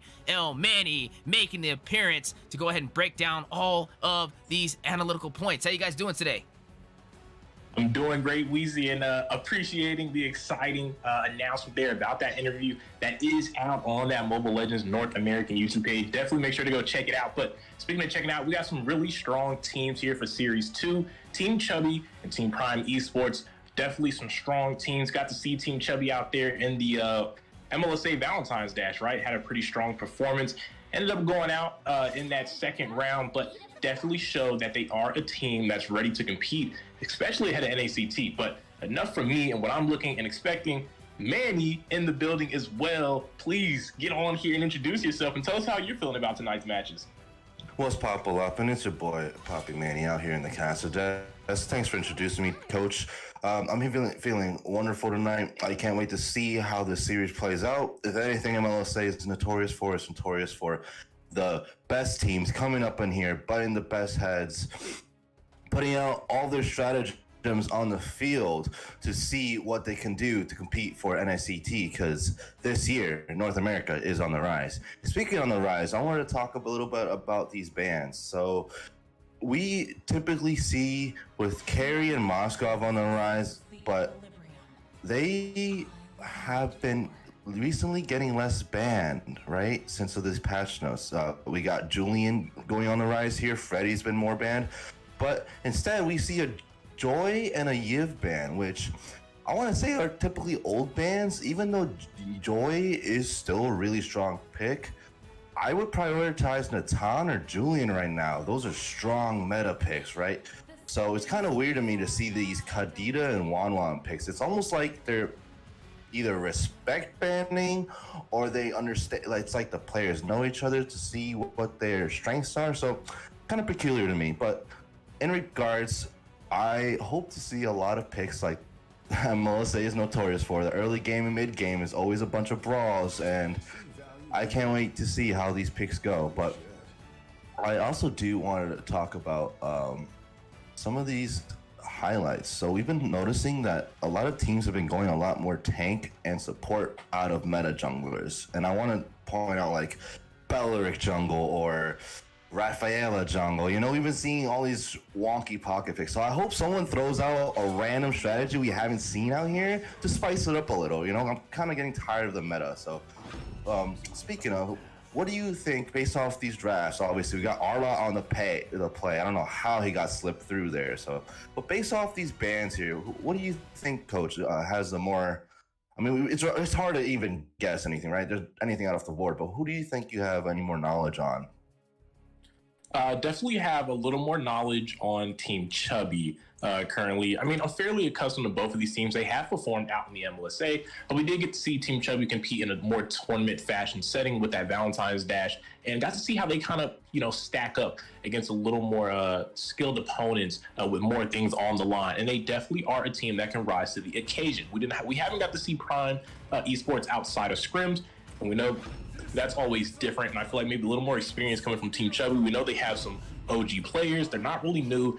Have players from Season 6 or so. They have had a couple changes, couple swaps due to some in real life circumstances. So the roster has been shaken up just a little bit. So maybe a little sense of a style change we might see, maybe a difference in play style. But Prime Esports is no joke. As soon as they joined MLSA, hit the ground running. A very strong team, definitely not a team to sleep on, and definitely something that's going to be exciting to see. But speaking of things, seeing that Julian, right? You were talking about that early aggression earlier, Manny, and there goes one of those picks, especially along with the R-Lot as well. How are you maybe thinking this is building up to be? What type of match are we kind of seeing be drafted right now? So right now, I wanted to point out, since we're talking about that early mid-game aggression, right? They had the R-Lot and Julian, which Julian can scale into the late. R-Lot is more of an early mid-game champion as far as I can see. He still can scale, but at that point, you got your marksmen that are mostly online. So you got over on Prime Esports side, when it comes to the late, they have the Kaja, which is one of the best suppression champs. I mean, one of the best CC pick champs in the game, right? Suppression, you can't really counter it. Once you're picked, your team can capitalize it. Same thing as Franco. But we typically don't see Kajas a lot, so hopefully they can pick it off. They got the Lapu, which is out there for the front line. I do want to say, in the terms, we got to see what their gold lane is, obviously. But in the terms of the draft so far, Esme's good right there just to soak up that damage, while Arla and Julian's job is to go in. You know, they're just going to disrupt the game. The backline's going to parry, maybe even try to split up the team. And that's what their goal is. And Esme's going to do that too, soak up the damage for their gold lane.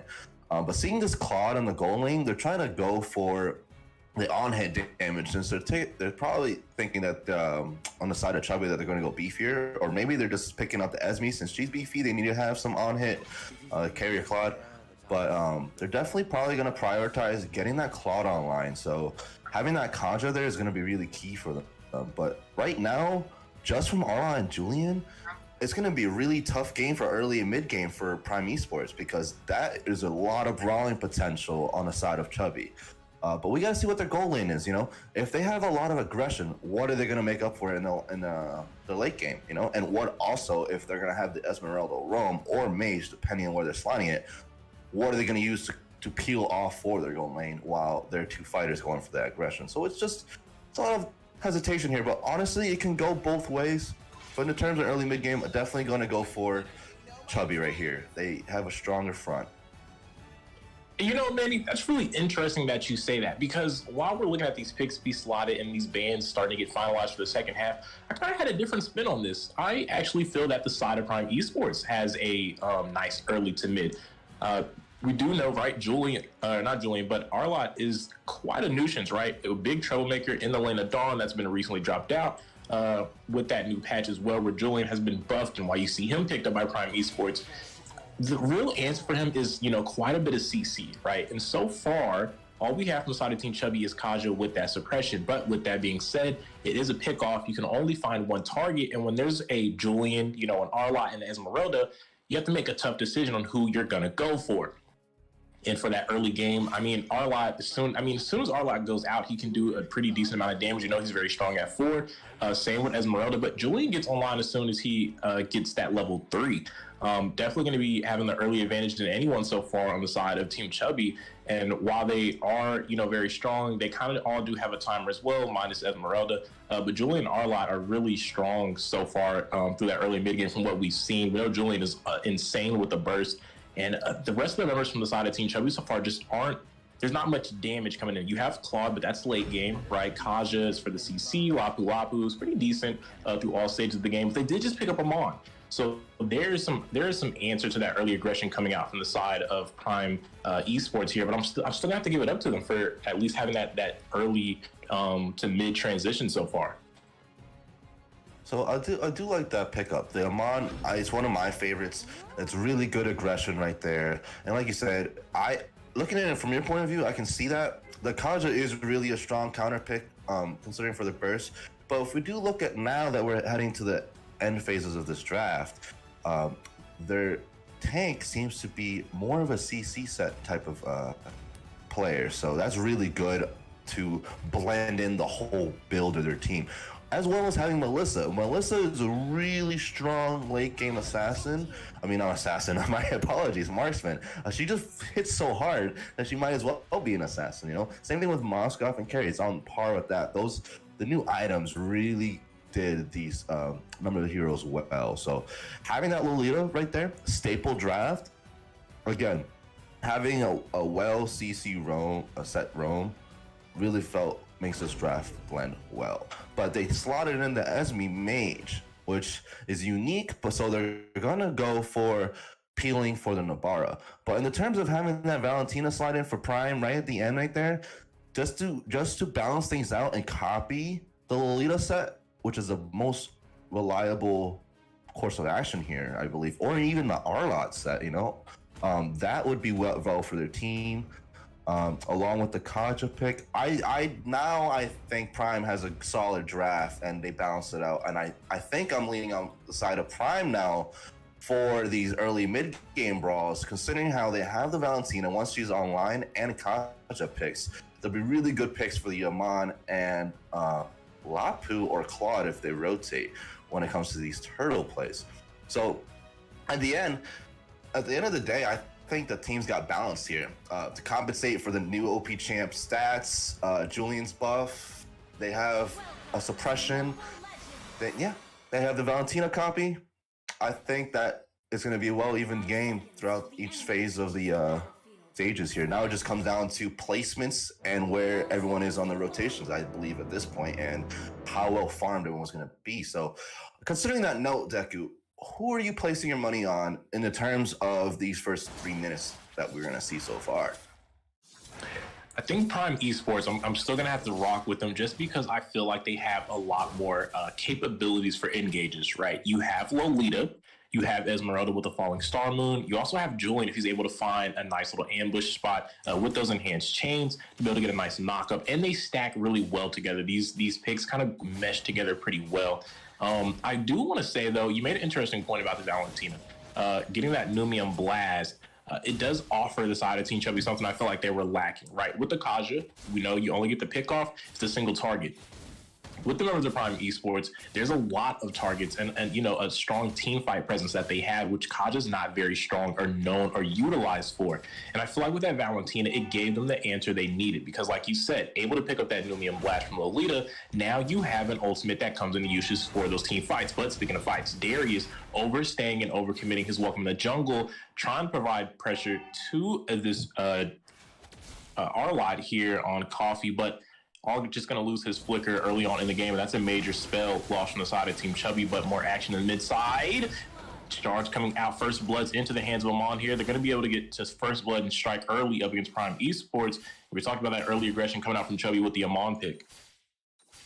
Now, right there is a good example of good drafts, right? So it could have gone either way for that first blood, but Chubby, with the better rotations, Amon, like we said, we needed that early aggression, was able to secure the pick. Now they're going to start trying to scale for the mid game. Gold Laden was able to start securing the second wave, allowing them to get to level 4 easily. So now we're going to start seeing these turtle fights and who's going to be able to get the champs. And speaking of picks, we are seeing Yukimaro be pressured in that XP lane, less HP than most players out there from the side of Team Chubby. So that's going to be some advantage over to the side of Chubby. But speaking of XP advantage, both XP laners being forced out. So now we're seeing a full 3v3. Both XP laners are going to make their exit out of the fight, but keep an eye on Julian, stacking all the damage from Darius. And now Chubby, knowing that they have the advantage with the Divine Judgment and the Endless Shards, is going to secure another kill into the hands of SX ahead of this turtle. That's 2 kills for him, having a very decent early. But now Darius, low HP, hasn't left the fight. Yukimaro going to find a kill onto him. And now Chu dancing around. He's going to be able to pick up a kill, or actually be taken out by SX. That's a double kill for the jungler from Chubby. And now he's 4-0. And all that early aggression talk that we said Prime Esports that was matched up by Chubby with the Saman pick it's coming to fruition here. He's taking the advantage as they're going to go ahead and secure the first neutral in this game. So that was well played right there, like we talked about. Now let's look at these items, right? With that 4-0 lead from the side of Team Chubby, put them in a well-secured spot in order to secure that Feather of Heaven, right? So, but if we look over at these gold laners, they're about equal in gold. So right now, that mid to late game can scale either way as these gold laners are securing their items. That's right, indeed.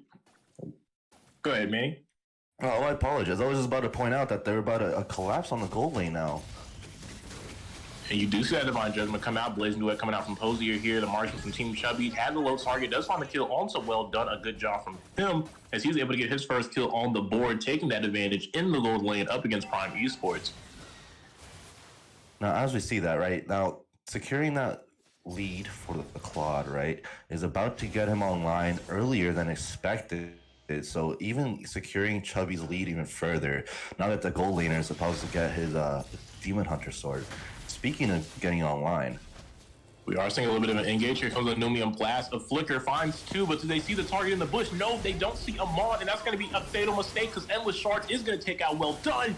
A good play from him. The assassin from Team Chubby in the jungle finding one, and now they're looking to take more. Max is low, but keep an eye on our lot. Finds a double kill. Coffee Prime in his prime right now. Espresso shot to the side of Team Chubby because they need to wake up right now.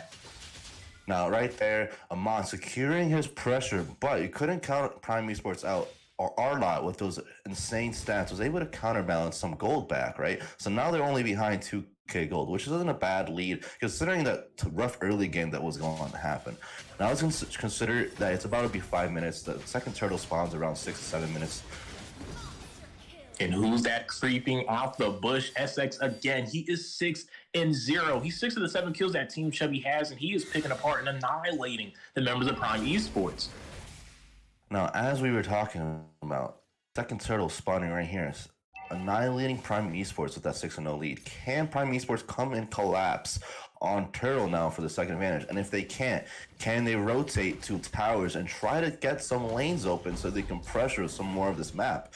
And speaking of the shutdown by Julian, getting that shutdown gold, securing for Prime, they definitely needed that compensation, especially on Julian.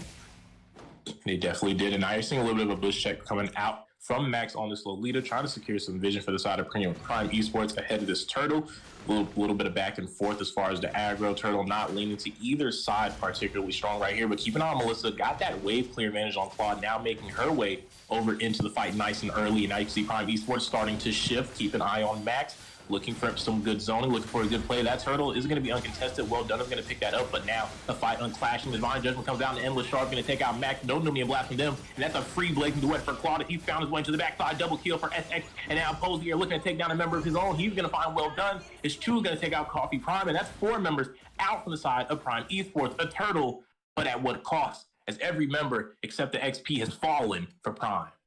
So that was insane, right? So we saw Prime zone, very well played zoning by the Lolita to secure that turtle, but in exchange, Chubby's Valentina went in with the Arla ult to make a set, and that's what we're talking about. Valentina securing these ultimates that secure the CC sets.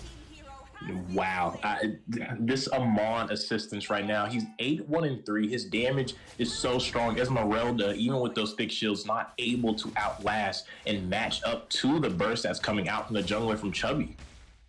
Now, as we were speaking of, right, looking at this gold lead, Amon doesn't even go Feather of Heaven. He just got the little quick item there that gives you the adaptive damage, which is the crossbow is really good just to rush, right? You don't really need the full item. It's just like Mo in Essence and in exchange. Now that you go the Genius Wand and Glowing Wand, that's just securing the snowball. So now he can finish this item and build into his late game. But just those 2 items right there is the burst build. You see Gujins build that. You see most assassins or mages that want to just blow you in one shot, destroy you like a Dora. And it's insane. Amon's scaling right now is really strong, really hard for the team of Prime to defend against, okay? So I do notice that Lolita is the only one with magic defense. So in exchange for Amon's snowball, you got to start seeing that some of their front line is going to start building some defense. So that way they can soak up some of this damage in exchange for protecting their backline a little bit so they don't fall apart when it comes to these team fights. Speaking of, not going to get an opportunity to join the team fight as Yukimura is taken out with that Divine Judgment. And now Chubby, knowing they have the aggression, forcing a little bit of pressure. SX in the invisibility mode right now. He's looking for a well-timed Endless Shard, and we know he can definitely find the kill. He's been doing it all game. 8 kills in his pocket, not for no reason. And right now, Hingon looking like he's going for the Arlot, sends out the Endless Shards. Half HP immediately erased from this Arlot, the XP from Prime Esports. Now, they're going to make their work be known onto this Lord. Now, as we go over to the Lord, right, Chubby's about to secure it.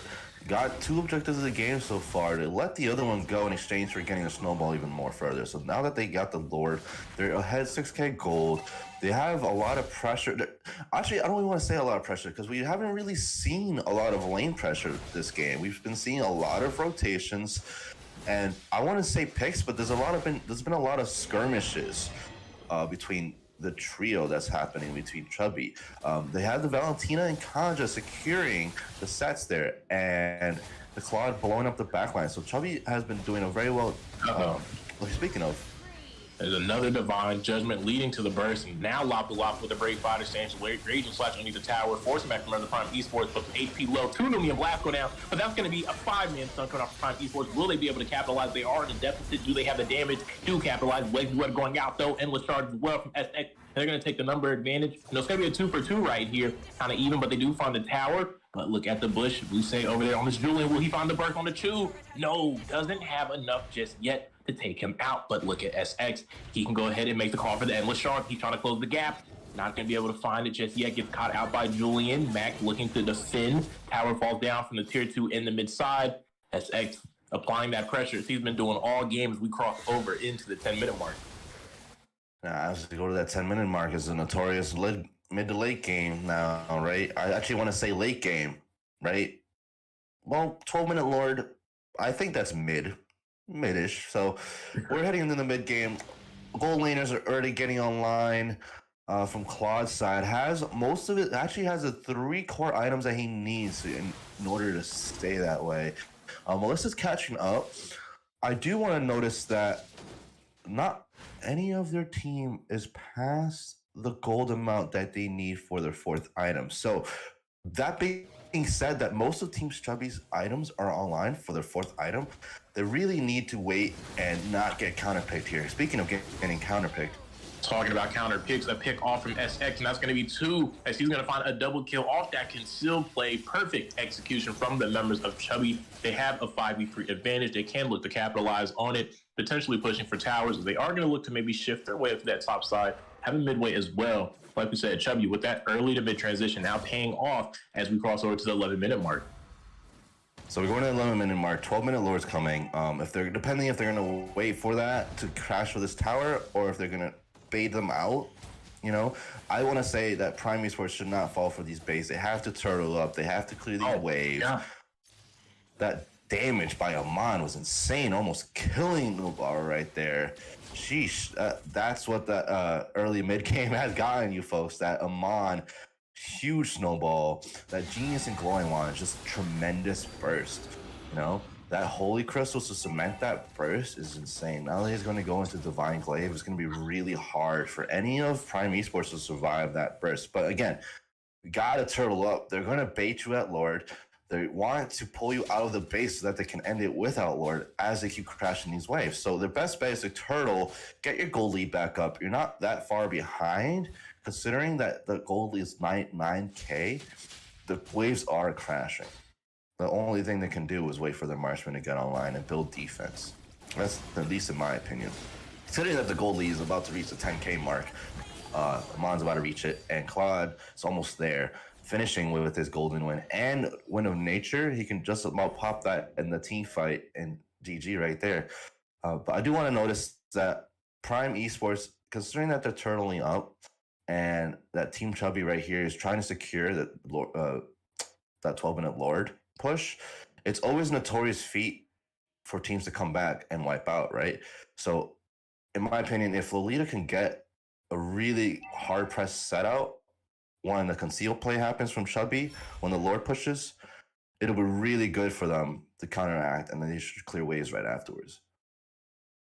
It definitely could lead to some opportunity here. But speaking of opportunity, if you're looking at the members of Team Chubby with their formation right now, they are looking for another pickoff, looking for something to set the fight off. They are a pickoff composition. If they can find one nice and early, that gives them an overwhelming advantage. Right now, with that goldie, like you pointed out, definitely have what they need to make that play happen.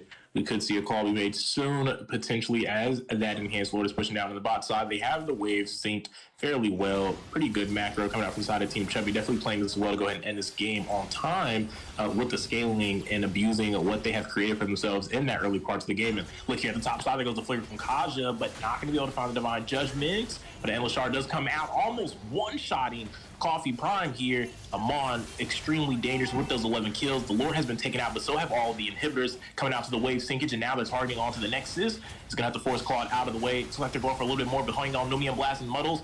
Blooming Bass only going to be able to find one. It finds Chu, but they haven't found any kills yet. Blazing Duet from Posey, they're up on the top side on Well Done. He finds one, but gets traded out immediately. And now you can see Coffee Prime in some trouble, but had they overextended, the members of Chubby getting sandwiched here by Prime Esports, but they're winning this fight. Amon now dropping in with the monster kill. He found one. Will he be able to find a double? No. It looks like Julian trying to do all he can for the defense, but look at the Nexus. It's still being dropped minions, and it is going to be forced out by the side of Team Chubby.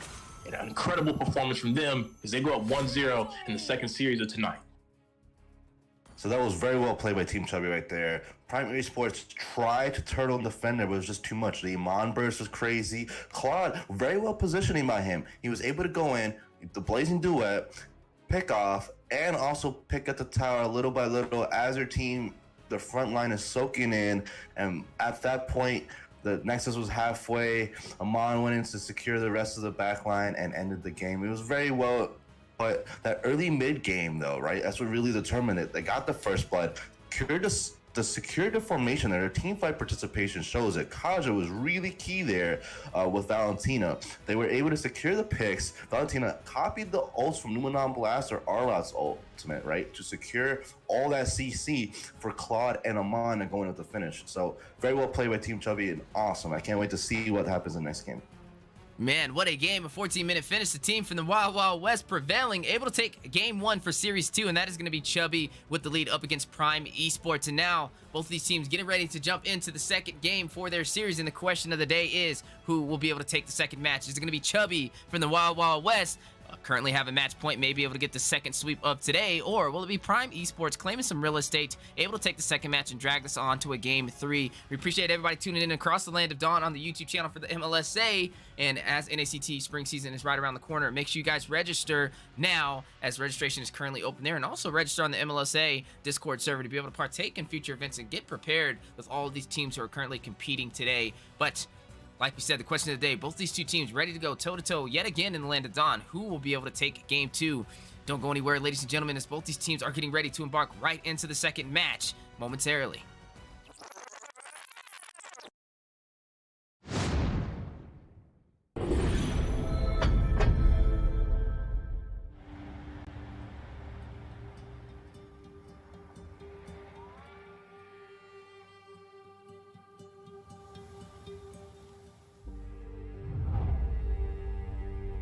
You can travel the world to find yourself. But that journey must start at home. Now we are going to end Because you can't know who you are without remembering your past experiences.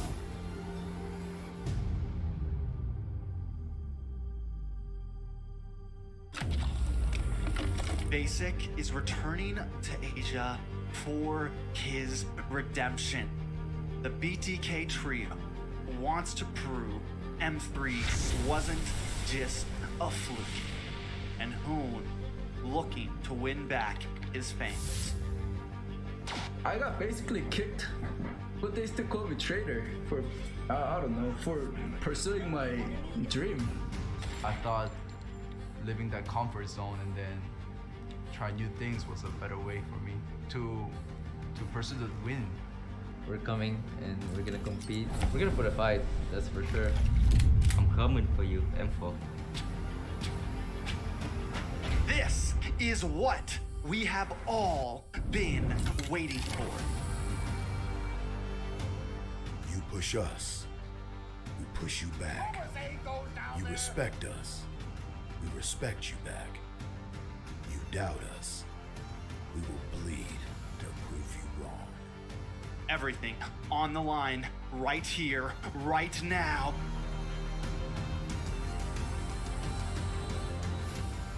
definitely they're not underestimating us as much as they did in M3. People probably see us and take us more seriously now, especially considering our accomplishment back then. I want to be the first in the world. I want to win a world championship. And the only way to really do that is day in and day out. There's no relaxing. You have to keep going. Here comes the Valley.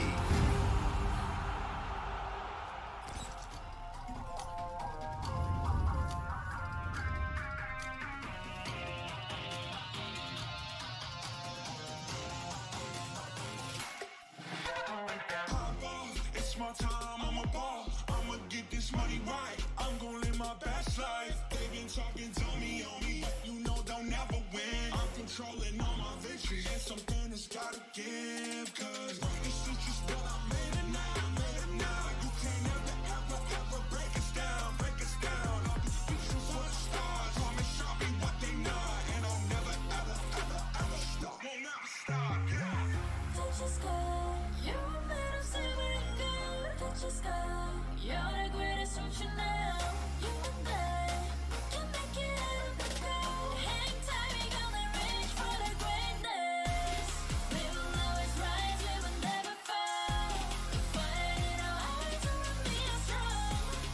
Even though we know our backs against the wall. Can you take your aim? You know that this is. I've been down, been waiting so long. I'm here for the crown, I'm here to show off.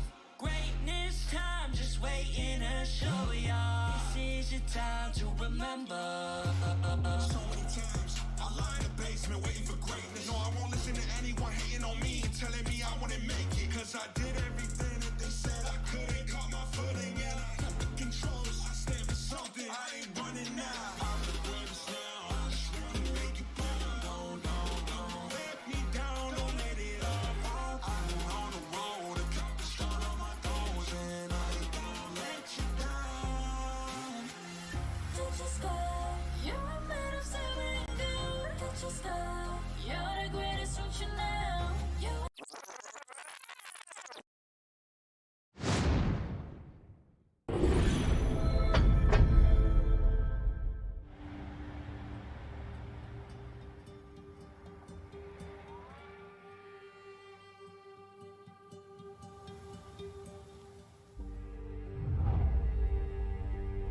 You can travel the world to find yourself. But that journey must start at home. Valley are going to end. Because you can't know who you are without remembering your past experiences. Ladies and gentlemen, welcome back to the Land of the Dawn. We are the Mobile Legends Scrim Academy, currently on week 4, day 2, series 2, match 2. Oh my goodness, what is going on? Team Chubby going up against Prime Esports, and currently right now, you are seeing Chubby pave the way for game 1, currently having a possible match point to get the sweep over on Prime Esports for the second sweep of the day. But the question is, how will Prime Esports respond? Will they be able to take match 2 in their favor and take this to a game 3? Joined on the desk, we have 2 amazing MLSA members and also an NACT caster for the spring season. Ladies and gentlemen, Coach Deku in the building for the play-by-play to break down these engagements and skirmishes, and also joined for the analyst side of things. We do have Master Room in the building. How you guys doing today? Doing great, Weezy. We did just see that first match in between Chubby and Prime Esports, and Chubby came out the gate swinging. Both of these teams going out for those early comp suited for that aggression, for that early to mid game. But Prime Esports, even though I feel like they had that overwhelming advantage, were losing out to just a one-man army that was SX on that Amon, tearing through them. But now that we are heading into this draft here, we saw kind of the results from the first game. Rim, you were here, you know, not on the mic, but still witnessing what happened. What are kind of your feelings and thoughts about what we might see between these two teams as we're getting underway for this draft? what happened in the last game, right? We do see Team Chubby, they ban out these heroes that can kind of counter-engage the aggressive composition that they like to go for. We already see them setting off the draft, banning that Joy, right? What can Joy do? She can gather around the map. She can easily get to that backline. And if that is a Joy, that's going to be in that EXP lane, running that vengeance. It's going to be hard to burst her down right now. Looking at that, I like the response already coming in from the side of Prime Esports, banning out that Kaja, right? They can read that answer and gonna deny the side of Team Chubby to secure that single target lockdown. Because like I said, Team Chubby, one of their consistent gameplays here is getting that aggressive composition. We saw the Eve ban actually being pulled out from the side of Chubby in that last game, and they don't want to go up against things that can kind of make that engage and that aggression be punished, right? We do know the utility that's going to be coming in from that real world manipulation can, not only that, right, but the slows coming in with that ice cream wand as well can kind of disrupt the synergy that we're going to be seeing coming. And speaking of things, and even following what I was mentioning before, right, banning out these heroes that can punish them for that over-aggression, right? When you have this 1-1 on the board, she's gonna, with that crossover tank, right, you're always gonna have that target on your back, literally speaking and figuratively speaking as well, right? But we do see the side of Prime Esports banning out this Arlot. They actually picked it up in the last game, right? But they saw Team Chubby, they let them pick it for a reason, right? They said, we can open these strong meta picks for you, but we have the answers for it, right? So I hope the side of Prime Esports right now are reading these things from last game. They have to pick up some heroes that can kind of not only sustain the aggression coming in, but punish them still, right? So potentially secure some heroes that's capable of that lockdown pressure. You know, don't draw out these team fights, just get that quick engage, secure the neutral objective, and disengage from that. And speaking of those pickoffs, right, as you kind of mentioned, and in our lot as well, we definitely want to focus on those two things. So Team Prime Esports did go ahead and ban out Kaja. We saw, right, Darius able to capitalize with that Kaja, getting rid of Lolita during that first neutral, right, clearing away. They were able to pick him off, and Claude was able to get that free Blazing Duet, right, on the neutral objective. And then even with the Arlot, Prime Esports definitely don't want to go for it again because, like you said, the side of Team Chubby had the answers. They had so much burst going out for that Amon. Even with all this fancy footwork, that back and forth, that dipping and dashing, it doesn't really matter, right? If you don't have the defense and you get one-shotted by an Amon that is sitting at like 6-0. So now it feels like they know maybe not apt to be able to utilize it, but also don't want to see it given up. So I definitely can see where you're going with this as far as these isolated picks. And speaking of the pickoffs room, there goes a Kadita. We know how you love that. Right? I mentioned it, and that Kadita, they're just enables, and it's telling the side of Prime Esports they're going for this aggressive plays right now, and I do like that response with that Lapu Lapu, but again, that Esmeralda's on the board, right? She can just go ahead and counter-engage that coming in, this Julian pick, right? As a mage player myself, locking in this Kadita just capitalizes so much in terms of that pick-off composition, right? We're seeing the side of Chubby locking in this Khalid. Now, this is the second dynamic hero that they've kind of picked up, right? We saw in the last game, it was the Armand in that jungle, but again, they're still going for these overly aggressive compositions. He can dive in with that ultimate. He has the sustainability in his skin. And speaking of the sustainability, and just another pick to complement that aggression, right? That's gonna allow that cold altar to give them some more sustainability in these engages. On the side of Prime Esports, they have to get that burst, if Vexana, don't even lock that in. I'm not even gonna pay that any attention. They do not need a Valentina right now. What they need is some more burst coming in. The Farce is still on the board, right? They do have that Lilia. I do think that Lilia going up against this True on this Paramus there is what they need to kind of mitigate some of that damage, right? They do have a fighter like Khalid as well as this Kadita. There's a lot of sustainability within those heroes, but if they can lock in a mage that can match up the aggression that Chubby's known for, and she's one of those mages that can punish an overly aggressive team comp, right? She does have the black shoes at her disposal, so I would like to see them slot that in. Now, in terms of EXP matchups here for the side of Team Prime Esports, that Lapu Lapu, right? He has the damage, but again, a beautiful answer from the side of Chubby, right? the Khalid, he has the ability to regen that HP that's going to be coming back in, right? But I want to take a moment to focus on the gold late pick for the side of Prime Esports, that Brody, right? That tournament memories, they do have the ability to poke it. He's one of those ADCs that can kind of play from a safer distance, right? He is running that Purify, but I don't think that Purify is going to be enough for the aggression, right? They have to slot in a frontline presence right now. They have to look for a heavy engagement. We see the side of Chubby batting out, right? And it's like I mentioned, before the picks were even slotted on the board, they're banning out these heroes that would punish them for their aggression. And the side of Prime Esports have to keep that in mind. They're not reading that right now, and I'm afraid that it might punish them later on, right? They don't have any damage in this game right now to out damage the sustainability that's going to be coming in from this gold altar, right? They don't have a heavy lockdown yet for this Kadita with that rough wild race to be able to punish her while she's going in. And I'm afraid if Prime Esports does not read onto what Team Chubby is setting up for, they could set themselves up for failure here, Coach Deku. Absolutely. And just one more thing to add on there, right? You pointed out that you feel like they need a little more to do with that sustainability.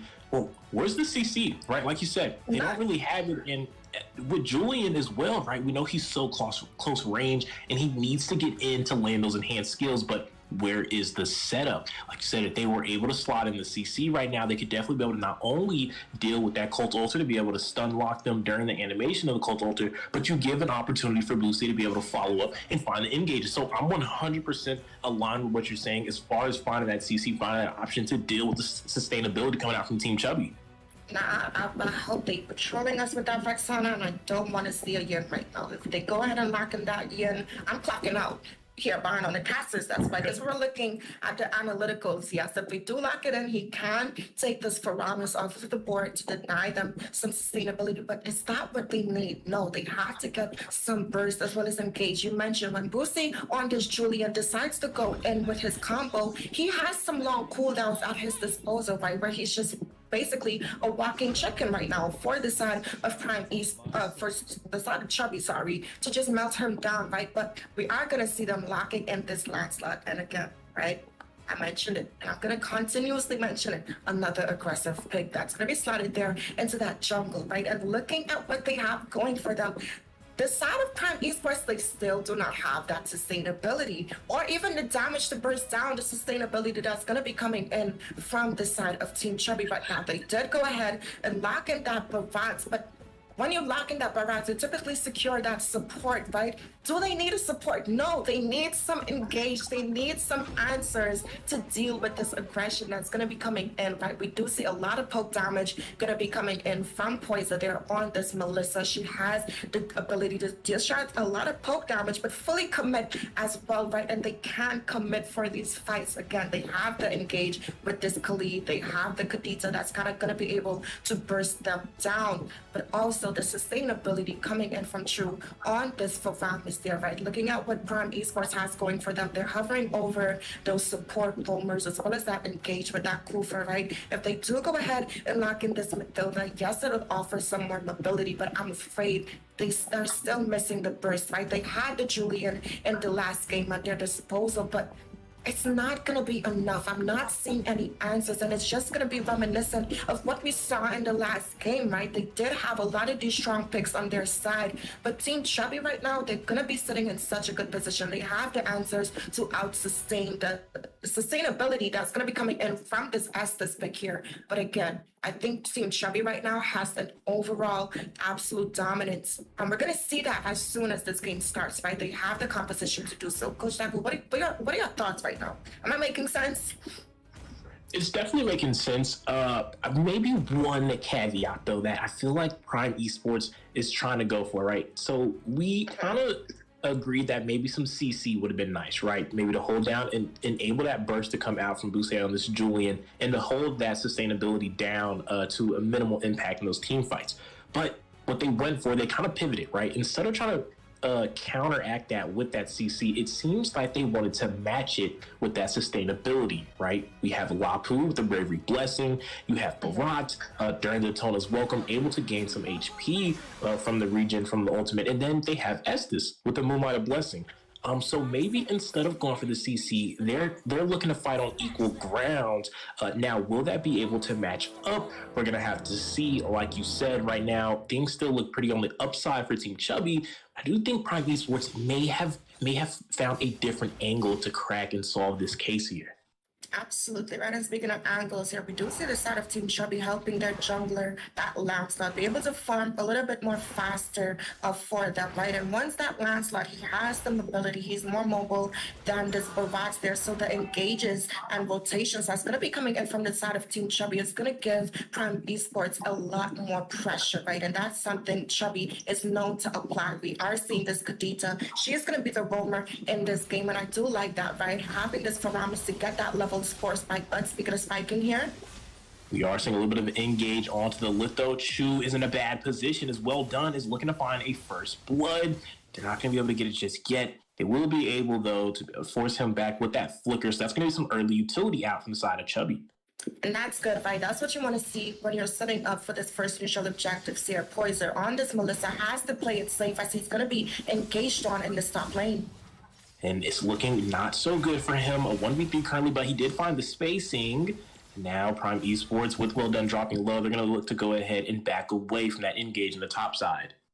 I don't think they're going to back away just yet, right? Looking at the jungle path and coming out from this Bravats there, he was able to get to that top lane, right? So the side of Prime Esports has two options right now. They can either go on the aggression in this top lane as they do have the number advantage, or they can play it steady and rotate back to set up for that neutral objectives. But seeing fade here from the side of Prime Esports, not fully going to commit just yet as we see them making their way back. Now this Bravats, right? He's one of those junglers that could, just like the Boundman when he was in his prime, kind of be an annoyance to an EXP laner. But speaking of EXP laners here, Lapu going to be forced to use that Brave Fighter stance, and that's a huge ultimate down from the side of Prime Esports now that Chubby has forced their XP to use what's kind of his whole engage. But now you're seeing the turtle be forced down by the side of Chubby. They are going to find the secure retribution failing Coffee Prime here, and now he's being bursted out. But like we said, the sustainability is matching up with that Cult Ultra right now. Will they be able to outlast? No, the poacher from Lancelot, he finds one, finds two.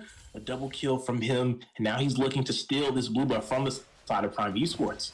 Now that Lance, right, I did see him pick up that Cursed Helm component, that Molten Essence, right? So he's going to be building into that more tanky route, and I do like that response. Going up against this Bravats, right? It's going to allow this, speaking of things not being allowed here, we do see some CC being applied, and I like the heavy aggression, again, coming in from the side of Team Chubby. We're seeing a lot of focus in this top side, and I think what they're doing right now is they're definitely trying to play into this gold lane, right? We see them giving the vision here for that top side, and that they have an EXP laner like the Khalid, right? Even though he did fall, they do have that sustainability in his kit at his disposal, and the presence for Prime Esports right now in this top lane would help them get the upper edge, right? We are seeing, again, a lot of aggression as they do win out this poke here in the top side.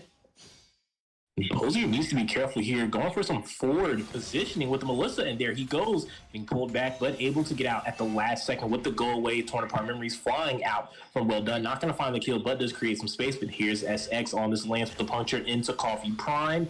Now he's going to force him to less half HP. Looking like it's going to force Prime Esports to go ahead and rethink their decisions. That's going to be a little bit of a disengage from both teams, but they are still hovering over the gold lane. Absolutely right, but see the side of Chubby having a little bit of an answer here as Lancelot is on his way. It's definitely some Cold War aggression here, a little bit poke, a little bit back and forth, but in the mid lane, it's looking like a little more of an engage. Goes the Raging Sandstorm from Khalid, the XP from Chubby, and then the rough waves from Darius to go ahead and finalize that kill. They did use the Cult Ultra there. I'm sure they really needed it, and now with the Turtle up, they have lost that sustainability that you've been talking about from the draft phase, and Prime Esports can look to capitalize on that though, but it's like the call has been made to go ahead and take it. But look at Well Done, 20-part memory, not going to be able to find the kill, but it will force Shoot out of the picture. Darius with the Ocean Oddity trying to find something to look at Brave Fighter's hands from Yuki Mar, but a good go away coming out from Alyssa, but the Raging Slash does not care, immune to the CC, drops Posier low. They are trying to secure this turtle, but Chubby is still going to be able to take it down. But well done. He's going to find a double kill, losing the turtle, but 2 kills going to the hands of the gold win for Prime Esports. That's going to be great for well done and great for their side, as now they have a little bit of an answer. And now with invade onto the blue buff and entering onto that tower in the mid lane, that's going to be huge objective trades coming out from Prime Esports. And they can continue to capitalize off of this for the entire game, right? Brody being able to pick up those kills there, it's going to help him as laning advantage up against this Melissa. But speaking of advantages here, we saw a missed opportunity from Darius. Did use that Petrify, tried to secure a kill onto Well Done, but with that Purify, able to go ahead and escape the clutches of this mermaid. Absolutely right. So he definitely got away with his life right now. But speaking of, with this poisoner be able to survive, yes, he does. But the side of Prime Esports still on the aggression. You can see Bose covering that backside. They have the members of Chubby sandwich right now, but a conceal from Darius. Pretty high IQ play to go ahead and get them out of there and out of danger. As Buse finding his way through the tower. Chubby still having members alive, but Prime Esports with Coffee Prime, with that jungle path and with that rotation to the top side, has a little bit of answer to the aggression from them right now. Absolutely right. And as like I said, with the sustainability that's going to be coming in from both sides here, Prime Esports definitely been able to switch the game plan in their favor, right? As like I said, they were putting a lot of pressure into this gold lane. And I think them knowing that they have this Estes at their disposal, right? They do have that healing coming in. But speaking of healing coming in, Chubby going to need some themselves. They definitely are. Tower falls down on that tier 1 up in the top side. Prime Esports doing a good job of controlling the tower narrative here. They are up 2-0 so far up against Team Chubby. But now, a little bit of an invade onto the blue. Coffee Prime forcing his will. Not able to pick it up, but does force the retribution from this Lancelot. And now with Turtle coming up, going to give them a nice opportunity to go ahead and pick that up with no contest potentially. Absolutely right, and we are seeing good positioning, a good zonage coming in from the EXP laner as well as the mid laner here, but look out, because an engage.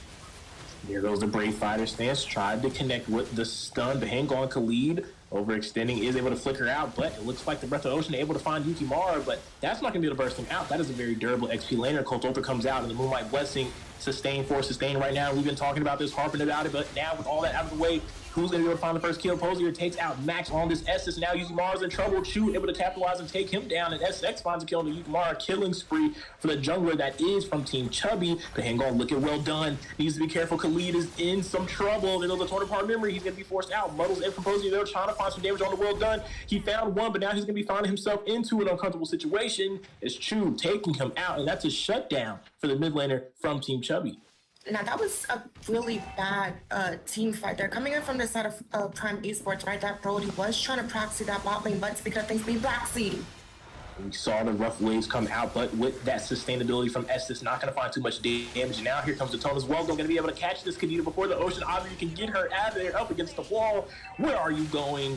Wapu Wapu, Yukimara able to find that kill, and now they're going to go ahead and take out Chu as well. A little bit too much aggression from Chubby after winning that fight in the mid-river.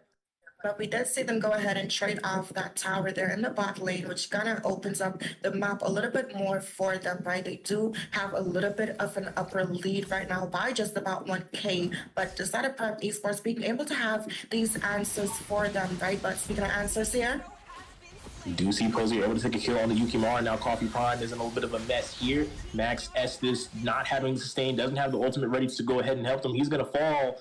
Now Prime Esports on the retreat after losing 2 members, but there goes the Petrify, and now the Breath of the Ocean, and there goes potentially a kill. No, Enhanced Sword from Boost is going to get him out of there on the Julian, and Darius has not been having such a great time on this Kadita, finding kills on the members of Prime Esports. Absolutely right. Even though she is one of those strong roamers, sometimes she still needs that little bit of a follow-up, right? But speaking of following up here, we're seeing the side of Team Chubby proxy another lane in this top side, right? But are seeing a little bit of an over-aggression, and honestly, I thought Kadita was immune to CC in that first kill, right? We did see Barans go ahead and still eat her up mid-animation, so we do know he loves his seafood, right? But speaking of what he loves here, we're gonna see him put on a little bit of a contest for this first Lord. They are indeed Coffee Prime trying to secure that front line capabilities. They are going to try to pick this up, but SX has different plans. He's going to find the secure, and they're going to take out Max. This Khalid is on a rampage, finding a double kill into the backside, and now he's looking for Busey with the quicksand guard, but Coffee Prime, while that's happening, is left all alone, and mega kill into SX hand. Found Lord, finds the dinosaur, and now he's looking for a tower, looking for more puncture. Look at him flying through the backside. Defensive execution. Kyrie, is that you? From the side of Team Chubby, as he's dipping and dashing down that mid lane, looking for action, and now a tier 2 is in trouble. Yukimura, what are you doing? No way to be able to defend this tower. Drops low, and Team Chubby looking to find a kill, but no, he is going to be able to survive, but like I said, not able to hold that tower. Chubby coming alive right now up against Prime Esports. It's like I said in the draft, right? They needed an answer for the sustain. They needed a burst. Yes, I understand. Okay, well, if y'all want to go the sustainability route, we're gonna answer that with some sustain ourselves, but they have the sustain as well as the damage. And speaking of sustain and damage, that cool.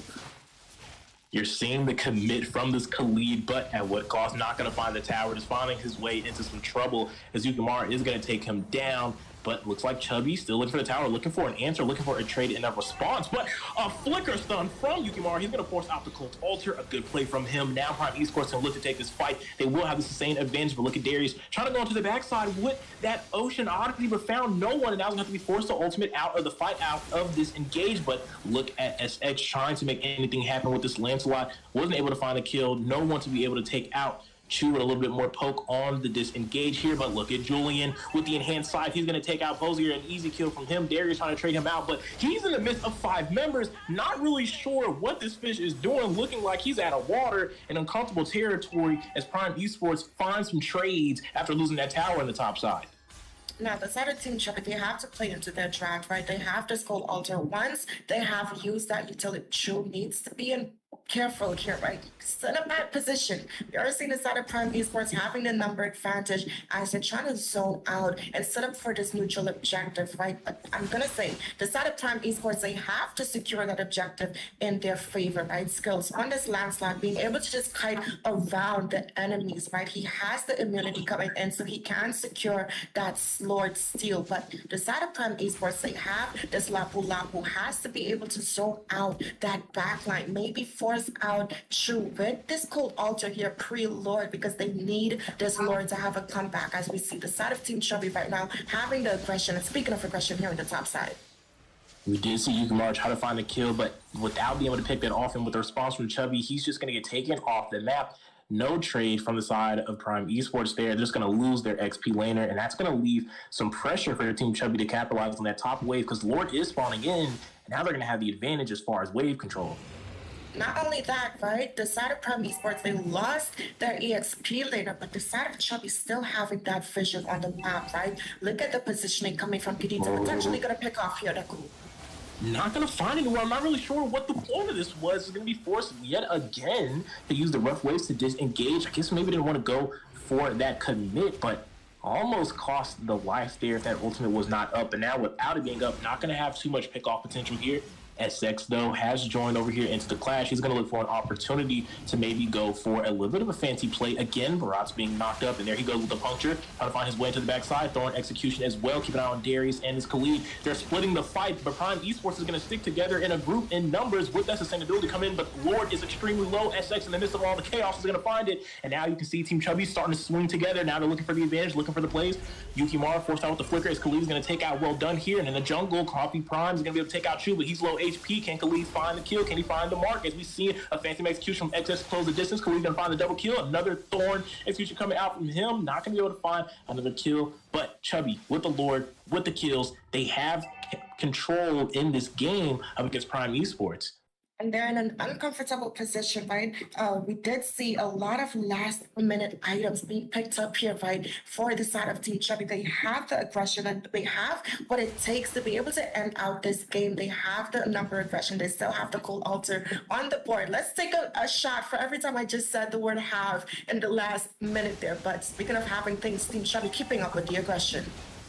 Right now, you're seeing the Lord being solo held up by Yukimura, but not for long, as SX is going to be able to take him out with the puncture. And now Lord's still alive, mid inhibitor down. Maybe he could look for a little bit more. Bot side inhibitor is falling as well to the minions. Posier with a little bit of a love tap there to go ahead and knock it down himself. and now they are in good position to go ahead and try to get this Nexus taken down, but maybe going to make a wise decision to potentially back off. But hang on, Posier, Darius maybe looking for a little more. This could be greedy. They could find themselves into a bad play here if they overstay their welcome. Looks like they don't want to back away just yet. Now it looks like potentially they're going to go ahead and leave, realizing there's not much to gain anymore here. Now, but I do think Prime Esports is kind of missing out on right now, right? They do have the sustainability coming in. We do see assets with that Oracle that's just going to boost their capabilities. But speaking of boosting capabilities, it conceal play. You can see the full engage from Team Chubby looking to find a pickoff, but didn't find anything just yet. The side of Prime Esports is still alive, but Coffee Prime is being bursted down quickly. Posier is going to be able to find him and readjusting with the muddled positioning. Yuki Lara not able to find anyone here. No targets are being taken out as Darius is going to take him out of the way. 2 members down from the side of Prime Esports. Prime Memory is going out, but no one's going to fall from the side of Chubby. Has the number advantage. They could look for more. It doesn't look like they're going to back away. They're going to wait for that mid wave here. Absolutely right. We see them circling around, potentially going for the finish here. And that's a lot of burst on the Darius before he can even get into that fight. But look at Posier trying to lock onto the Nexus. But side of Prime Esports with that early pick, able to step up, take the aggressive posture, and force Chubby out of their base. Not yet, not today, says Prime Esports. Now, Chubby, y'all have the sustainability. I harped on that for basically this entire match, right? But it's not constant. It's basically burst sustain, if you may, right? Looking at the items coming in here, there's Melissa gonna pick up a little bit more defense to finalize her composition, right? Both marksmen we're in that mid-game to late-game mark here, so they're gonna start dishing out a lot of damage, right? And what I'm foreseeing right now, the side of Prime Esports, the reason why they're falling short, right? They do have the sustainability to match up against Team Chubby right now, but the sustain coming in from the side of Team Chubby also has extra damage as well. Estes has no damage on the board, and their only damage dealer right now is Brody as well as Julian, and they have to poke before they can fully commit to burst. But speaking of poking to burst people down here, another team fight. He'll be swinging in from the left side. They're looking for anything. Darius finds a 2-man petrified. Rough waves come out, drops Max low. They're already going to take out the Estes now. Sustain it out for Prime Esports. The 2 is going to take out. Well done. Coffee Prime looking to get taken out as well. Darius finds a double kill on the Yuki Mara. Lord knock up, but hip hip hooray. Looks more like a celebration for the side of Team Chubby jumping in the air for Joyce. Boost, hey, throwing out that enhanced side. Finds a kill, but look at the puncture through the minions. Thorn Rose and Phantom Execution not going to be able to find the kill, but they have found a way to win here. They have the number advantage, and now they can look to lock onto the Nexus and take this game. Posier with the muddles, just walking in, tearing apart it, and there they go, committing to the sweep. Team Chubby 2-0 onto Prime Esports. See, I've been saying, right? The win condition for the side of Team Chubby, the moment they started banning out those heavy aggression, you can see that they were setting up for that aggressive composition, right? They had the dive coming in, and almost each of these heroes has sustainability within their pips as well, right? The Khalid, he's able to regen some of that HP back with that second skill. Kadita as well, her passive too revives a certain percentage of that overall damage taken in back to that HP, right? We did see Poiser locking in that Demon Hunter sword for that additional lifesteal they're coming in with those basic attacks, right? And then topping off the overall draft, they do have Chu on this for Ramus that just provided a lot more utility in terms of these team fights as well as the sustainability, right? Skills on this last start opting in for the full defensive route to be able to counter engage the aggression that could have possibly came out from this Barat lock-in for the side of Prime Esports, right? And as like I said, they needed a little bit more burst right now. They only have poke damage. You cannot outpoke sustainability, especially with that Faramis ultimate, right? They can go ahead and match that up with that Estes, but as like I said, they have on their sustainability for the side of Team Chubby. Their sustain can deal damage, right? That is a full burst mage for Ramus coming in there. Looking at the damage coming in throughout the match and some of the overall statistics that we do see, a lot of team fight participation. The side of Team Chubby right now showing you guys why they're calling themselves Chubby, right? You think of Chubby, you think of snuggles, you think of cuddling, you think of sticking together, and stuck together they definitely did. We see a lot of tower damage being pushed out by Poison there on this Melissa, and a bulk of that came in when they were able to close out this game, and not only close the game, but close out the second series. Man, what a game, and an excellent breakdown from Rim. But one thing is, when you think of Chubby, you think of what? Cuddles, cuddles, sticking together.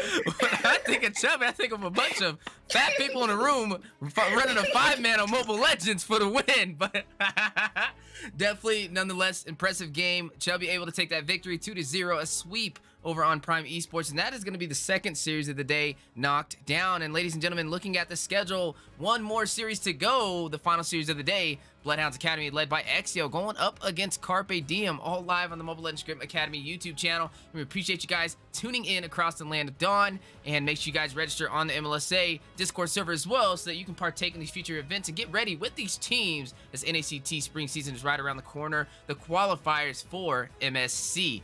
And like I said, with Bloodhounds Academy and Carpe Diem, two teams ready to go toe-to-toe for the final series. The polls will be up shortly, so definitely place who you guys think will take the final series of the day. Don't go anywhere. Grab some popcorn, get some drinks, and we'll be right back with you guys for Series 3.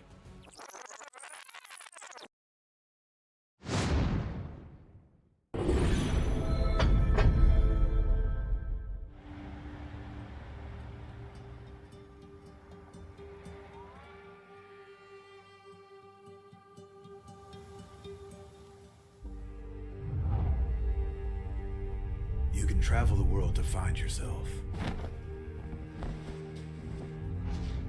But that journey must start at home. Now we are going to end Because you can't know who you are without remembering your past experiences.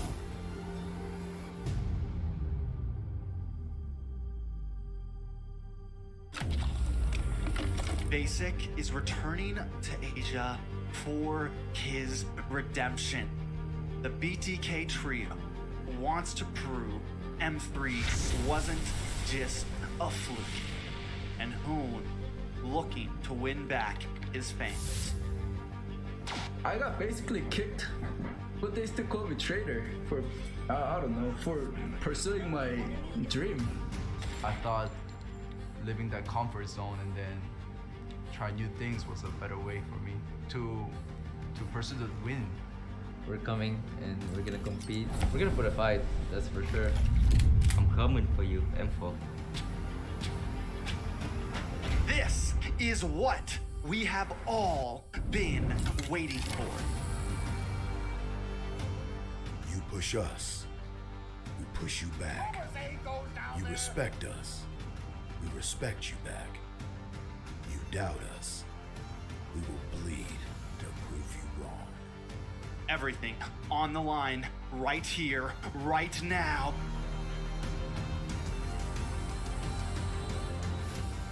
Definitely, they're not underestimating us as much as they did in M3. People probably see us and take us more seriously now, especially considering our accomplishment back then. I want to be the first in the world. I want to win a world championship. And the only way to really do that is day in and day out, there's no relaxing. You have to keep going. Here comes the Valley.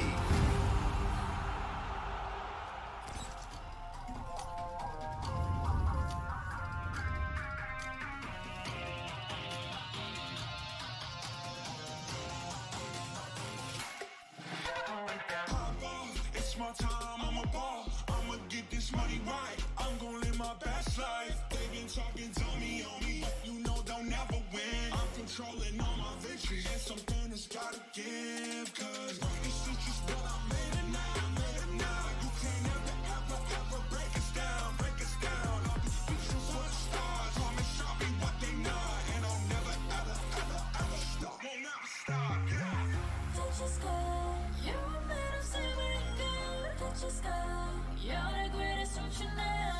You and I can make it out of the cold. Hang tight, we gonna reach for the greatness. We will always rise, we will never fall. Fight in our eyes, we will be strong. Even though we know our backs against the wall. Can you take your aim? You know that this is. I've been down, been waiting so long. I'm here for the crown, I'm here to show off. Greatness time, just waiting to show y'all. This is your time to remember. So many times, I lie in the basement waiting for greatness. No, I won't listen to anyone hating on me and telling me I wouldn't make it. Cause I did everything that they said I couldn't. Caught my footing and I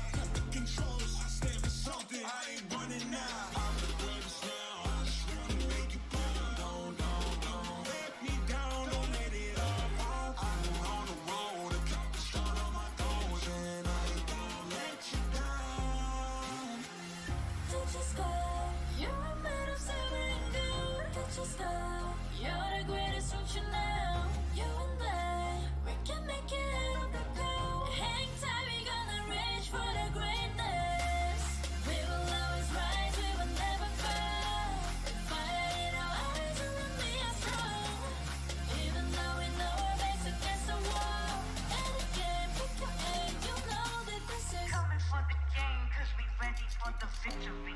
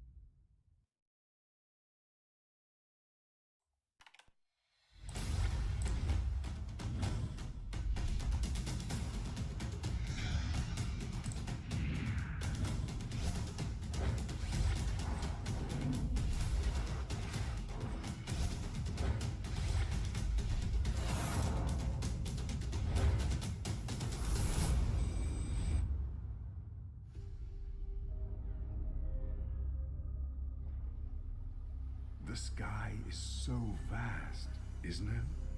My little flare. Papa? Can you reach the sky and ignite the stars?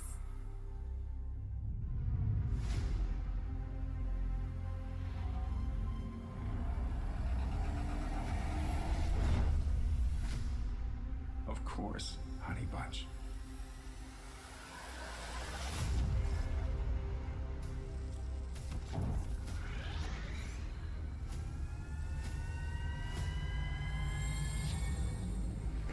Papa never returned home.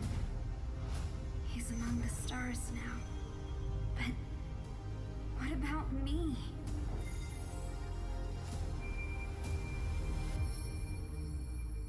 Have faith, little flare.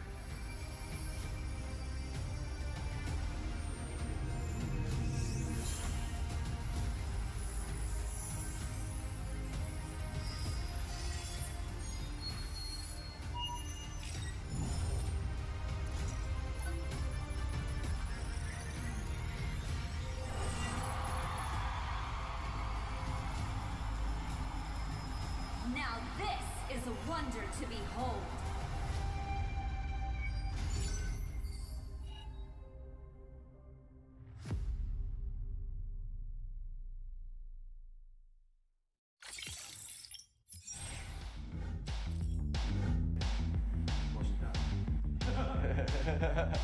Time. Oh, it's time to make the most of the moment. I'm Hoon, I'm milling for the Valley, and I'm ready. I graduated high school a few months ago. Yeah.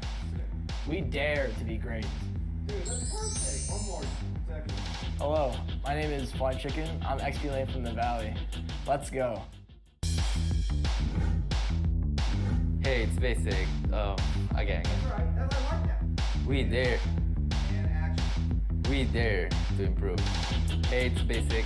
Coordinator for the Valley. Let's go.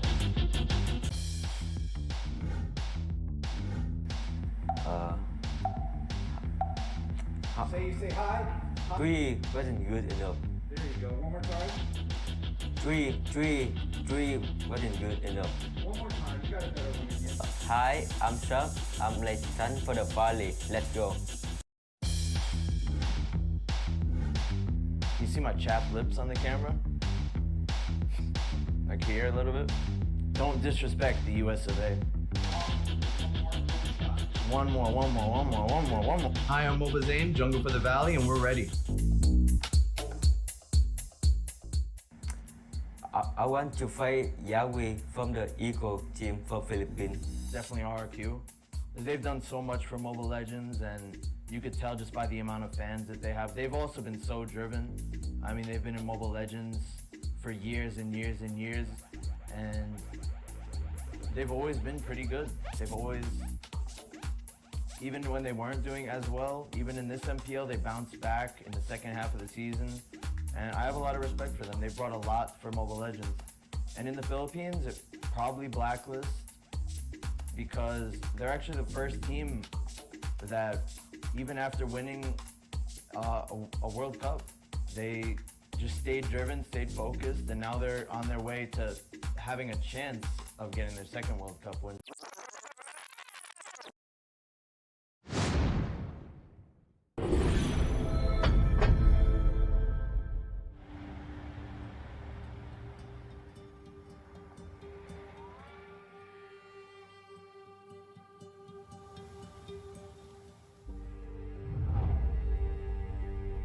You can travel the world to find yourself.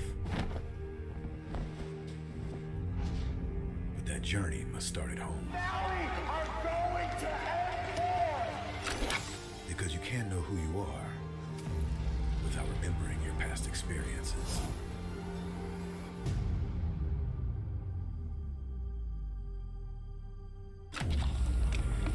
Basic is returning to Asia for his redemption. The BTK trio wants to prove M3 wasn't just a fluke, and Hoon looking to win back his fans. I got basically kicked, but they still call me traitor for, I don't know, for pursuing my dream. I thought living that comfort zone and then try new things was a better way for me to pursue the win. We're coming and we're gonna compete. We're gonna put a fight, that's for sure. I'm coming for you, M4. This is what we have all been waiting for. You push us, we push you back. You respect us, we respect you back. You doubt us, we will bleed to prove you wrong. Everything on the line, right here, right now.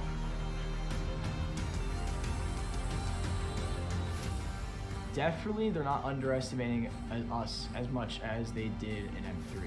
People probably see us and take us more seriously now, especially considering our accomplishment back then. I want to be the first in the world. I want to win a world championship. And the only way to really do that is day in and day out. There's no relaxing. You have to keep going. Here comes the Valley.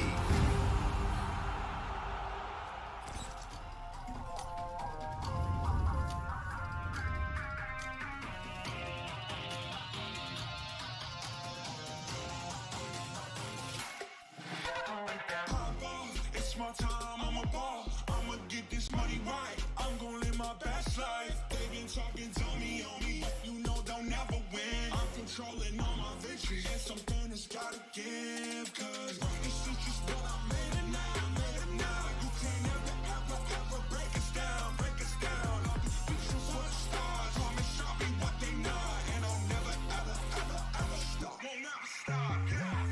Touch your sky, you're a man of saving God. Touch your sky, you're the greatest option now. You and I can make it out of the crowd. Ladies and gentlemen, welcome back to the Land of the Dawn. We are the Mobile Legends Scrim Academy and currently on the final series of the day for Week 4, Day 2, Season 2 as well.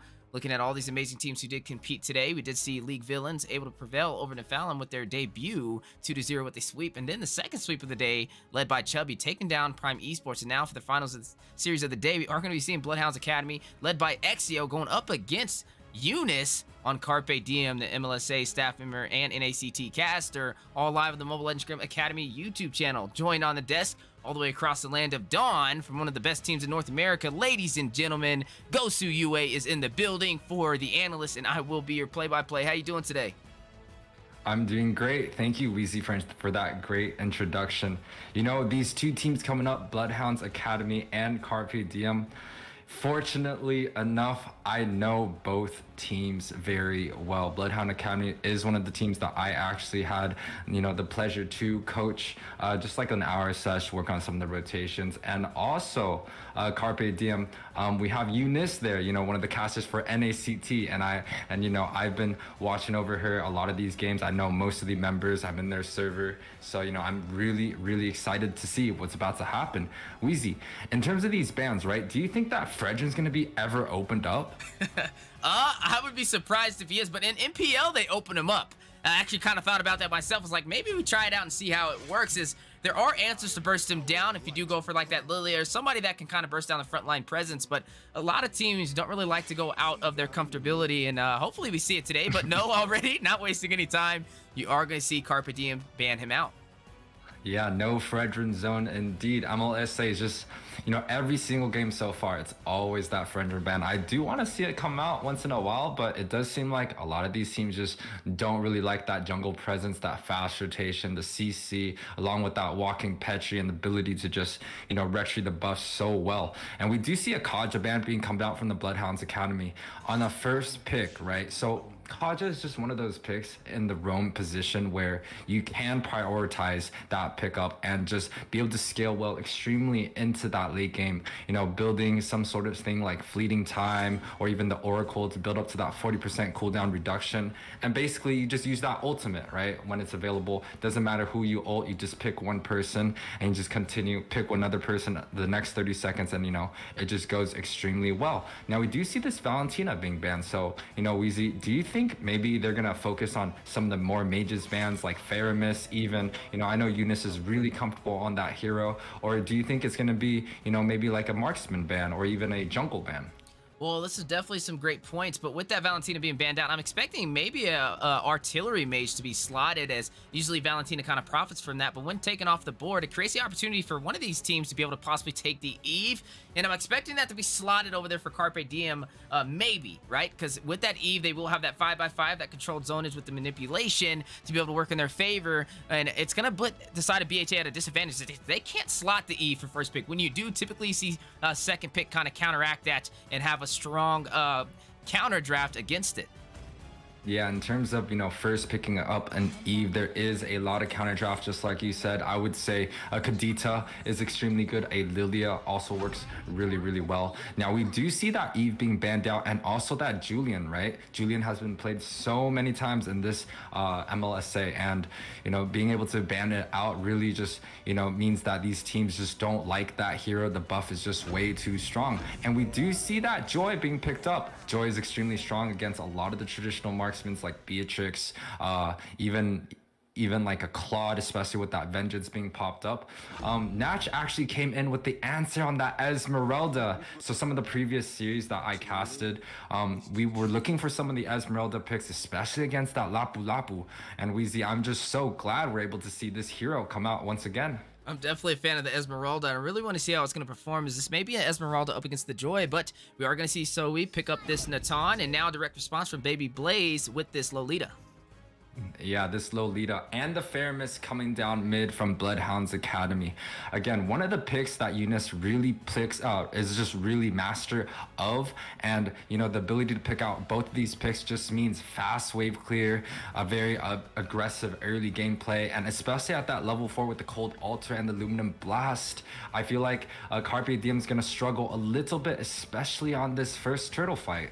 Yeah, definitely going to be a battle in the Turtle Pit, but leaning more into the favor of BHA with the first phase of the draft almost finalized, and only one more option still available for Carpe Diem. And what are they going to opt in on? Looks like they are going to go for this Grok, possibly slotted as the roam, as we do see Esmeralda pulled in. But Esmeralda, I have seen it work into the jungle, but I don't think that is going to be the case today. And that is going to be both teams kind of finalizing the first phase of the draft. And, I'm going to shoot this question over to you. You mentioned you were helping Bloodhounds Academy a little bit with coaching, and then you're also a friend with Eunice and some of the members on her team. So you might lose some friends today when I ask you which team you're voting for. Honestly, I do love my Bloodhounds Academy. I love, this is actually the squad B of Bloodhounds, which is created by Bocoroso, one of the streamers up at Twitch and a dear friend of mine. But unfortunately, I do have to give my vote to Carpe Diem. Eunice has been helping me out quite a bit, and I actually know most of these members on Carpe Diem's side. They've been working extremely hard, practicing in the mornings, playing 5-mans all the time. So, I really will be sliding in for Carpe Diem. And as we go through the second phase of these bans, right, you do see that Leomore and the Barats being banned. So it does mean both sides, they are prioritizing towards that jungler right now. A lot of the heavy utility junglers, the 50-50 retries like Akai is probably something that they're looking for, or even the Martis, it might be something that they will be looking to pick up, Weezy. Now, something that can happen, though, for the side of Bloodhounds Academy is they can slot this Joy in the jungle and pick up a Dairoth to be the direct counter up against this Esmeralda, and I think that'd be an excellent plan. You know, a lot of people don't realize the flex capability that this Joy provides, especially without a lot of suppression on the table. He is going to have an easier time getting to these objectives, but as we are seeing the bans on the way, Akai has been slotted out, and that's going to be the final ban for the side of Carpe Diem. Yeah, the Kai being banned out. Honestly, there's so much magic damage on the board right now. You know, I wouldn't be surprised if we saw something like a Ling or a Hayabusa being slot into that jungle slot. Both sides seems like they have that front line going for them, right? Carpe Diem with that Esmeralda and that Grok, and also Bloodhound Academy with the Joy and with the Lolita should be able to tank out a lot of the damage. And we're not even including the Cole Alter coming in from the Faramis.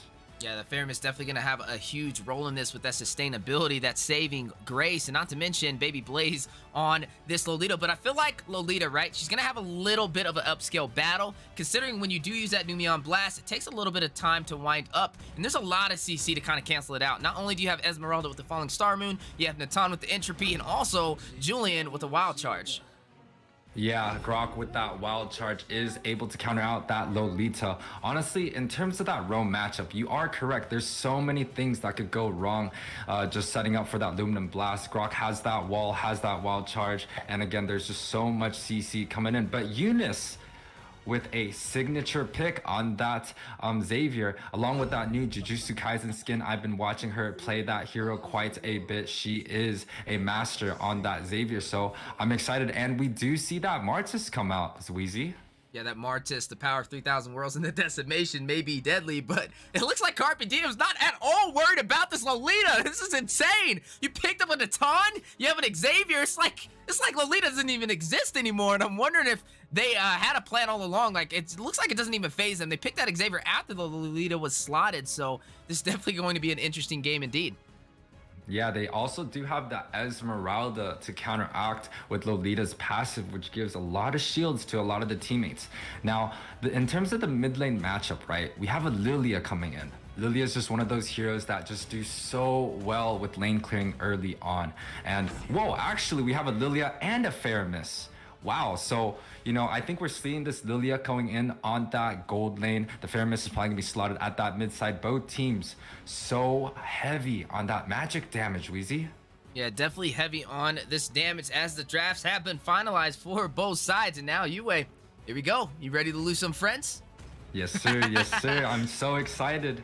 Who do you think, with this draft so far, both of these teams being finalized, ready to embark inside of the Land of Dawn, two amazing teams, Bloodhounds Academy and Carpe Diem, looking at the drafts, at least, okay, let's just keep it for the early game. Who do you think has the advantage? So let's paint the picture right here, right? Martis does have that jungle emblem, which means he's going to be able to get a lot of, he's going to be able to fast farm quite a bit and make sure he's going to be there for the objectives. I want to wonder to see what Martis build, what kind of build Martis is going to go for. Is he going to go for that Hunter Strike or BOD, or is he going to go for that tanky route, something like a Molten Essence into a Guardian Helmet, right? And we do see this Roger coming in with that killing spree. That really just tells me that, hey, you know, Carpe Diem is honestly just looking out for some bloodthirsty early game.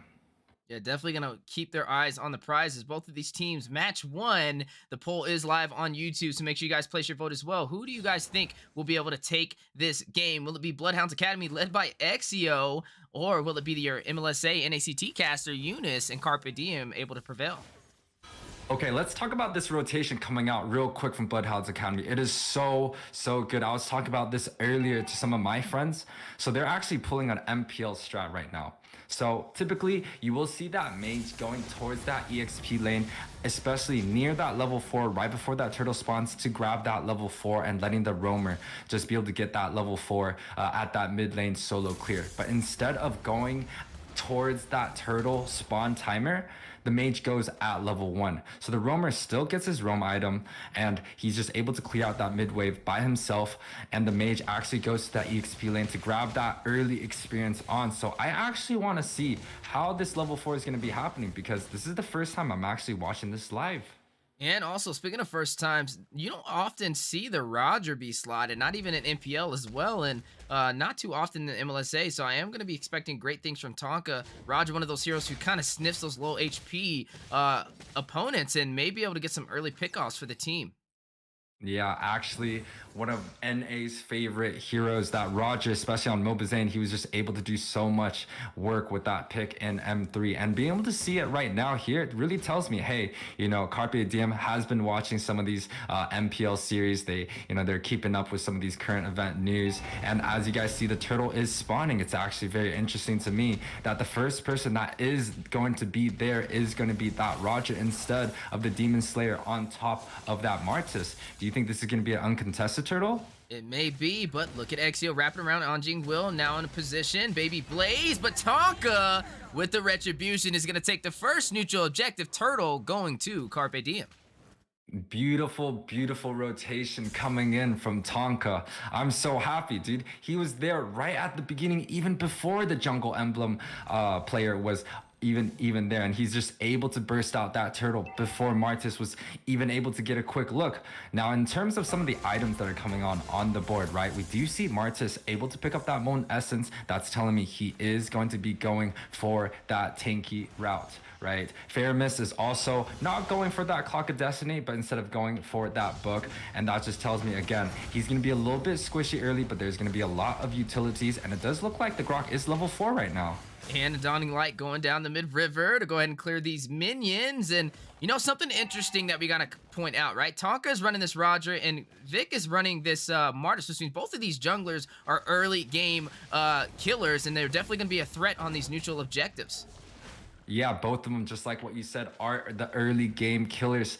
I do know Martis's ult, he is able to just reset after every kill. And Roger's first skill in his wolf form is also able to reset, you know, his skills after every kill. So again, it's gonna be extremely bloodthirsty. That Dawning Light does come out extremely early. It's kind of like a little warning shot that's, you know, just showing you what is gonna be happening throughout this whole entire game. And wait a minute, look at low HP. Realizes they do have a Roger. Run while you can. He is definitely on the hunt, but he is going to be able to recall out just in time. But look at the proxy of lanes. You're already seeing Carpe Diem with some solid positioning to be able to strip some of this gold off this turret. Beautiful rotation coming in from Carpe Diem, you know, being able to siege this tower so early. You see that Esmeralda defending that mid wave, and Aluminum Blast going down for the stun. Tonka in a bad situation. Vic gonna take him out with the decimation, picking up first blood. Full linebacker mode now is gonna rush into a Mystic Field though for the stun, and hit by a Dawning Light on the way out. But now the aggro from the turtle has been pulled. Vic in position to possibly take this objective. We did see Tonka take the first one, but it looks like Bloodhounds Academy is going to even out the odds and take the second turtle of this game. Great rotation coming in from Blaze. Aluminum Blast hitting that jungler, that important target to be able to get that turtle to be able to get that neutral objective secured, right? And he was also there just bodying Carpe Diem's front lines and making sure they're not able to reach that turtle. And Girk looking like he's about to go in. You're going to see the fight on the top side, on the way, and now the Shadow Stampede pulling back Tonka, taking down Anjing Will on this Joy. Dawning Light from across the mid-river is going to do some damage from afar. Vic picking up the decimation, takes down King Julian on this Grok, and it looks like they are going to disengage now. But something interesting, right? We are seeing this Lily in the gold lane, since that was a Faramis who was slotted in the mid. So the thing about this Lily on that gold lane, right, just like what you're saying, it's very, very interesting. Now, we've been seeing a lot of Magic gold laners come up recently, and, you know, having that Lilia at that gold side, Lilia just does end a fight. Oh, looks like we know who the early game killer is. Vic, able to pick up another kill on to this Roger, who was overly aggressive, diving into that tier 1 turret for the mid lane. But now the Falling Star Moon from Esmeralda trying to even out the scoreboard. Mortal Coils to be able to dash out of there. And Xavier consistently raining down with a Dawning Light from afar. A small overextension coming in from Carpe Diem. Maybe it's a little bit of communication error. Maybe it's just something that they just want to go for some kills early on, right? Now, let's talk about this mid lane matchup. Xavier, again, you've been seeing this Dawning Light coming over and over and over again, right? And we do also see the Faramis Cold Altar just having that impact so early on. Now, here's the thing. here's the thing, right? Xavier is going to be able to scale well, extremely well towards that late game, while the Fairness is just going to be able to just sustain and just provide that support for every one of their teammates. And Xavier is just really going to be able to just punish that towards that later on stage, especially when teams are grouped up, right? Xavier can hit that first and the second skill and just stun their whole team completely. Now, this turtle objective is being pulled out towards the Bloodhound Academy side, and Aluminum Blast. For the triple stun, Vic picking up a mega kill, takes down Tonka. Now gonna go ahead and take this turtle with the retribution. Engine Will taking down Eunice, finding his way to Xavier, and now King Julian on the retreat using his passive, hugging that wall, is gonna find his way to the tier 2 turret on the bottom side.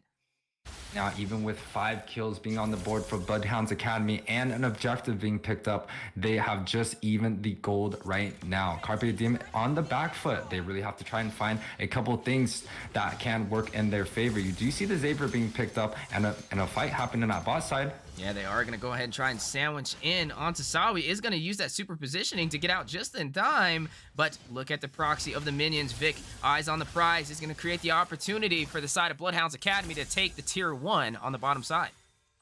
Yep, and as we say, take a look at some of the items. I know some of the core items that he is going to be looking for is like a Feather of Heaven and also that golden staff, right? Xavier's got to get that book. The book is online, and a pickoff that might happen at mid lane. You are seeing Roger very thirsty for the kill. Is going to take down Exio, forcing out his co-alter on his way out as well. And now Notch is going to rush into Baby Blaze. Going to take some advantage of that Lolito, providing that additional shield. Numenon Blast raining down the mid-river from Eunice on the Xavier with that beautiful Jujutsu Kaiser skip, but hit by the electrifying beats. And also, Anjing Will opting in on the Vengeance. Not sure that was the right choice. And that's going to be a lot of utility burnt for the side of Bloodhounds Academy. And now, even though Carpe Diem is down in kills, they're definitely leaning in terms of objectives.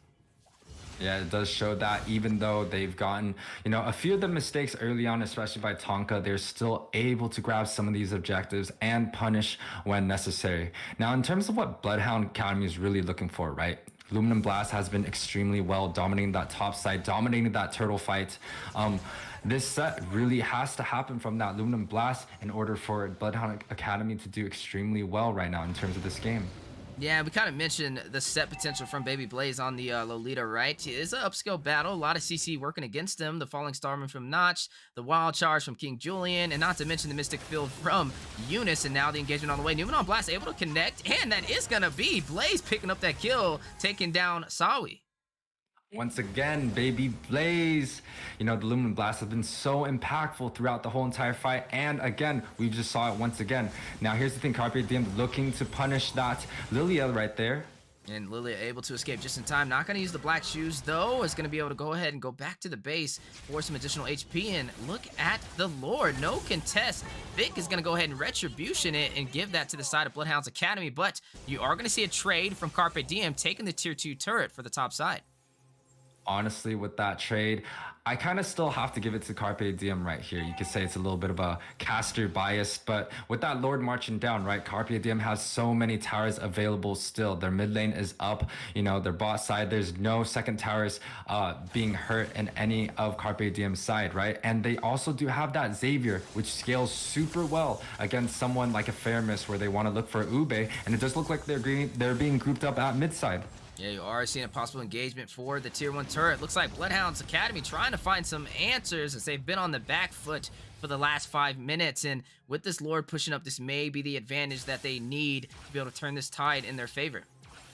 Yeah, with the Lord marching down at that top side, it does look like they aren't really prioritizing too many of their members. And a Falling Starman coming in is going to rain down from afar like a meteor, doing some damage over to Exio and Blaze, but they are going to be able to sustain themselves. Still putting this pressure in the mid lane, and now you are going to see Tonka possibly joining this fight. Both of these teams kind of doing the awkward dance in the mid-river.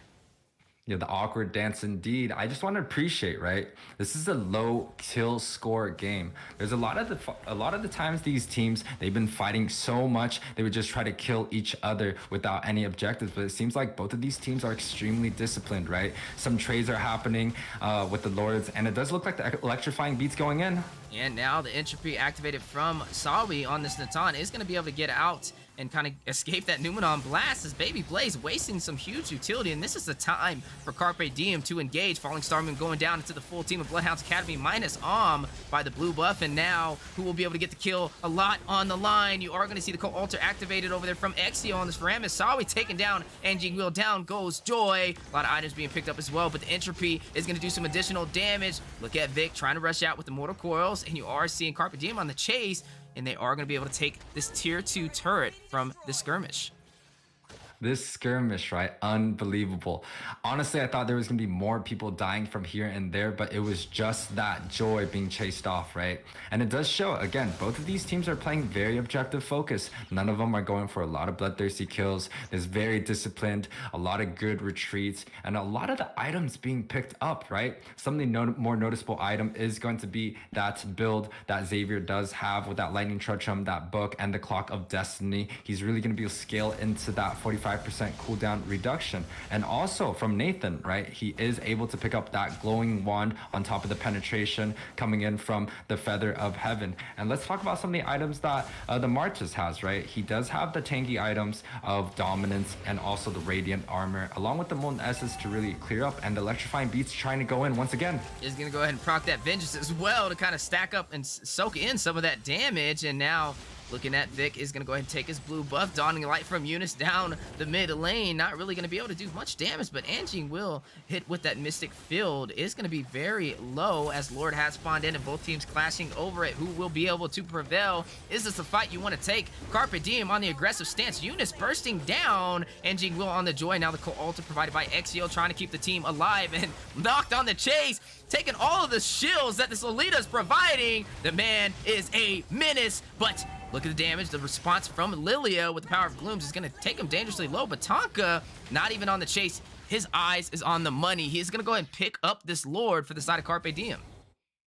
Man, objective focus, jungler, building that killing spree. Tonka on that 1 and 3, although he's not doing so well in terms of killing, he is able to get most of the objectives, especially that first turtle and on top of this Lord, right? And you can see the Esmeralda up there right now, just freezing that wave, making sure that, hey, this Lord is going to be sync. We're going to get at least one of their inner towers. That's going to be the best case scenario for Carpe Diem. And in terms of Bloodhounds, right, they really have to, again, focus to try and get that Luminant Blast in that good position. A lot of the spells are up on that board, especially that flicker, and a lot of the spells coming in from Carpe Diem is just not there, so a small engagement happening. Now Carpe Diem may have been on more than they can chew, and now you are going to see the Vengeance activated upon Joy. Angie will taking down Eunice. Can he get another Guardian's Barrier? And you are going to see Zoe burst down Martis. Angie will now going to use that mobility to get out just in time, and that was a 1-for-1 trade. You are going to see Martis fall, and also Eunice on this Xavier from both sides, and Lord is going to take down the inhibitor for the mid. Down goes the bottom as well, and Carpe Diem trying to close this out. 5 Infinity Stones, gonna go ahead and try and snap their fingers for a finish. Can they take this win? Bloodhounds Academy backs against the wall. Co-Alter has been executed over there by Exio. It has a saving grace, but look at the Nexus. Ladies and gentlemen, it looks like Carpe Diem was able to close it out. Doesn't even matter, the pressure was too much to handle, and they take game 1. Carpe Diem with that game 1 notched.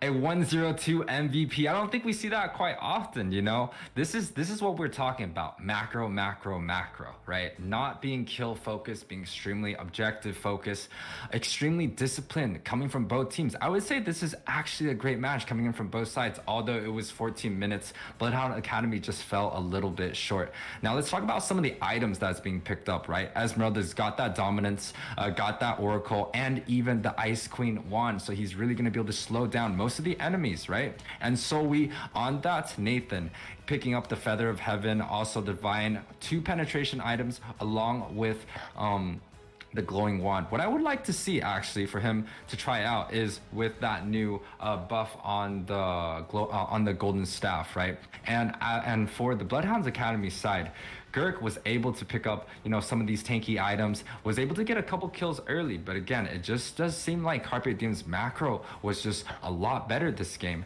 Now let's take a look at some of the stats that's going to be coming up shortly, right? We're going to see Esmeralda body bagging majority of the damage. King Julian on that 32% damage taken.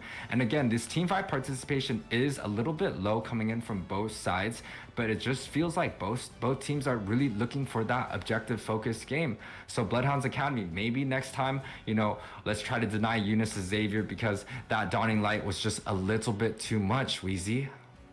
Yeah, what a good game indeed, but you are going to see only one team prevail for match one, and that is going to be Carpe Diem. And something that was interesting that did happen inside of that draft, right, was they let the Joy walk and they worked against it. They didn't really have suppression and they were able to still prevail, and I think that's definitely kudos over to their side. Not to mention being able to see that Roger be pulled out of nowhere was definitely something I kept my eyes on. But ladies and gentlemen, that is going to be match one for Series 3, and we are going to see Carpe Diem take the victory, which means they are going to have a slight advantage with match point to get the sweep over on Bloodhounds Academy for game 2. But question of the day is, will Bloodhounds Academy respond and take the second game in their favor to drag this on to a game 3? The polls are live on YouTube, so make sure you guys place your votes as well, and don't go anywhere as both of these teams are getting ready to embark for match 2.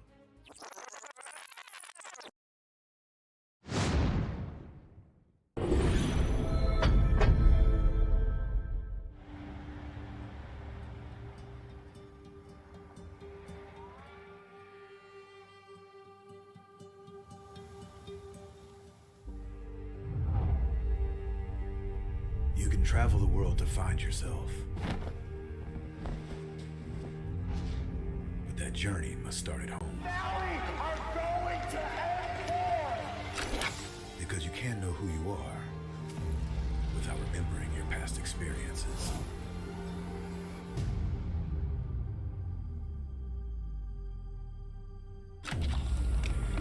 Basic is returning to Asia for his redemption. The BTK trio wants to prove M3 wasn't just a fluke, and Hoon looking to win back his fans.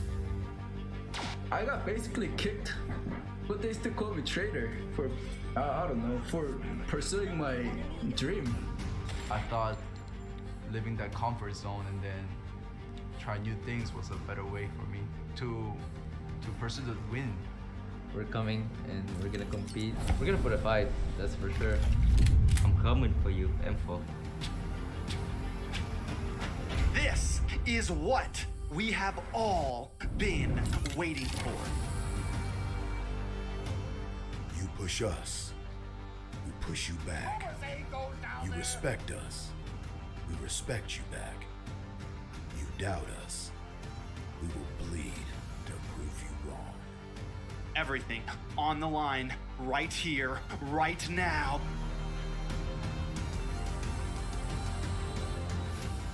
Definitely, they're not underestimating us as much as they did in M3. People probably see us and take us more seriously now, especially considering our accomplishment back then. I want to be the first in the world. I want to win a world championship. And the only way to really do that is day in and day out. There's no relaxing. You have to keep going. Here comes the Valley.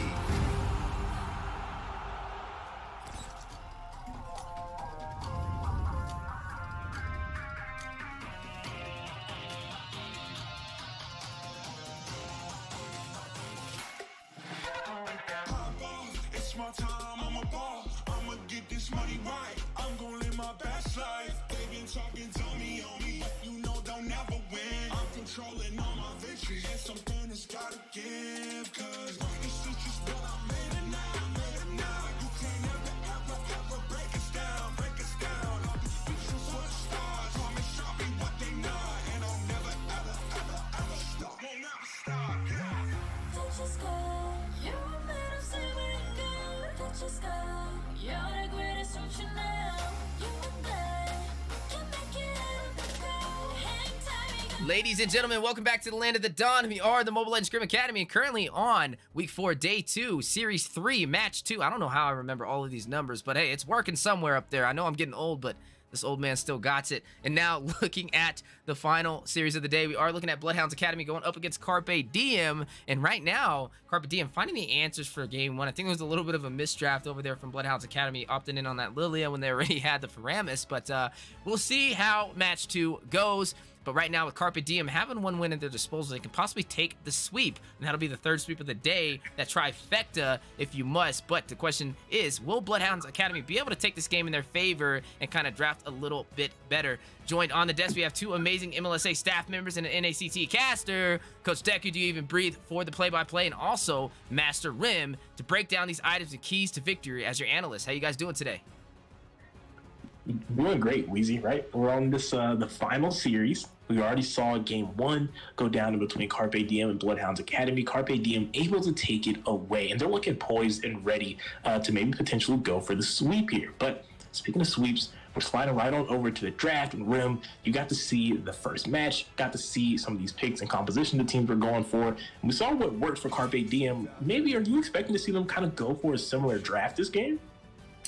Knowing the team, I do think that they go for these poke heroes, right? We mentioned Eunice having that comfort on this Xavier, right?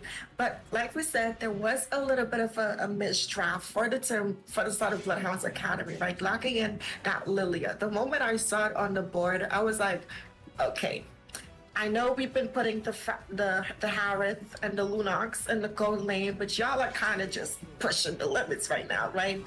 But all things considered, they were able to execute their draft pretty closely, right? It was a close kill game. I think it was 6-7, somewhere around that scheme. So it just lets us know that both these teams have an idea and they can make the best out of every situation, right? It was able to hold its own in terms of that laning phase. However, the side of Carpe Diem there in the later game, they had the better scaling composition, right? And speaking of scaling, we are seeing a lot of scaling heroes being taken off of the board this game. We are seeing that Valentina being banned out, denying the side of Bloodhounds Academy some flexibility in their draft, but also allowing the side of Carpe there some more freedom in terms of what they can pick up at their disposal right now. Usually, when you ban out that Valentina, it kind of lets you know that we want to have some good ultimates at our disposal. It's either we're going to go into that more team fight oriented composition, so we're going to go ahead and slot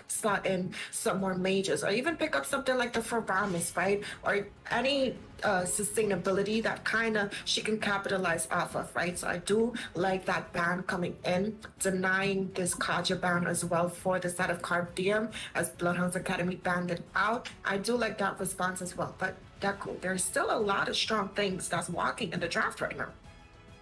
There definitely is, and while that's still being decided by the side of Carpe Diem, it's very interesting to note, right? You're talking about the ban and some of the scalings, but something else that's kind of funny to see is that Carpe Diem kind of banned out a lot of utility, a lot of team fight oriented picks, and then from the side of Bloodhounds Academy, you saw them kind of ban out some of those nuisance picks, I like to call them, Joy, Kaja, Arlok, things that just annoy people. But speaking of annoying, I did ask you, right? They were going to maybe go for the same composition from the side of Carpe Diem, and there goes that Nathan for the second game in a row here.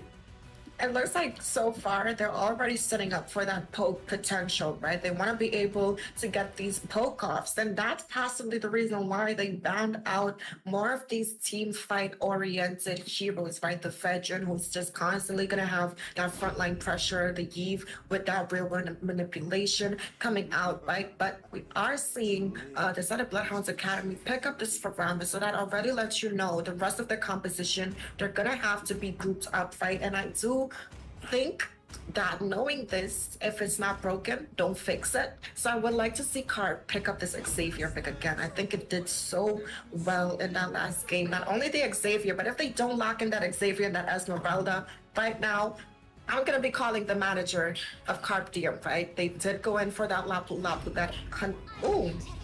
Okay, we're seeing a little something different happening here in this draft so far. Definitely, but it's the setup, right? They are getting some setup. You got Grok and Lolita, and that's some good responses over to this Faramis, the Corporal. But like you said, The side of Bloodhound Academy going to be looking to group up around that, and Carpe Diem quick to make the read on this, taking two great initiators and punishers for that Paramus pick. And, Rim, it looks like Carpe Diem is kind of going to look for the same thing like you said, and so is Bloodhound Academy, but that might have been a mistake for them. They said, if it ain't broke, don't fix it. Carpe Diem got the win, but Bloodhounds did not. I would have liked to see maybe a little more switch up from them in this draft. Absolutely right. And I do think that this Akai is usually a solid pick. Yes, it is an answer for King Julian with this Lumina Blast or whoever ends up with this in the hands of Lolita as the draft is completed. But that is an Akai into that Grok, right? We do know Grok is one of those heavy frontline presidents, and he's most likely going to be slotted up there in the EXP lane to going up against his Lapu Lapu, right? He's going to be able to kind of make it harder for these heavy spins right now, because usually when teams slotted that Akai in their EXP lane, the initial answer for that was the Grok, right? Because he kind of, beats him out in that sense. But we saw some beautiful positioning coming in from the side of Carp in the last game. And I do think that's what they have going for them, to be able to get these engages and these setups, right? Even if the Cold Altars pops there, and King Julian is able to apply that Luminum Blast on top of that, even though they have the sustainability, that stun is going to extend into the duration of that ultimate, right? And that's going to just allow Sawi there on this Natan to burst them down for that additional time remaining, right? And they still don't have a mage yet. The Farsa is still on board. I wouldn't recommend slotting that Farsa, right? It is going into this Grok, not Grok, but the Akai there, as well as this Paramus, who can kind of pull her out of that ulti with the Shadow Stampede. So I would like to see them slot in something like even the Lilia, right? They could take the Lilia in this game in response to that heavy frontline composition that we're seeing coming in. So there's a lot of things that Carpe Diem here could pick up to overall win this draft right now. Definitely a lot of things to pick up, and you know what? Even some things to flex here. Grok has a really good match into the Lapu Lapu, but it also could go into the jungle, and you know what, Rim? There goes the Esmeralda for Notch, we could potentially see Taunton walk this in for the jungle. As I say it, if you go back, with Carpe Diem, imagine the first match that they played as a team in the MLSA, they actually did have Tonka on that Grok in the jungle, and it's while it's a great matchup for Lapu Lapu, it's extremely strong against Akai with that CC immunity room.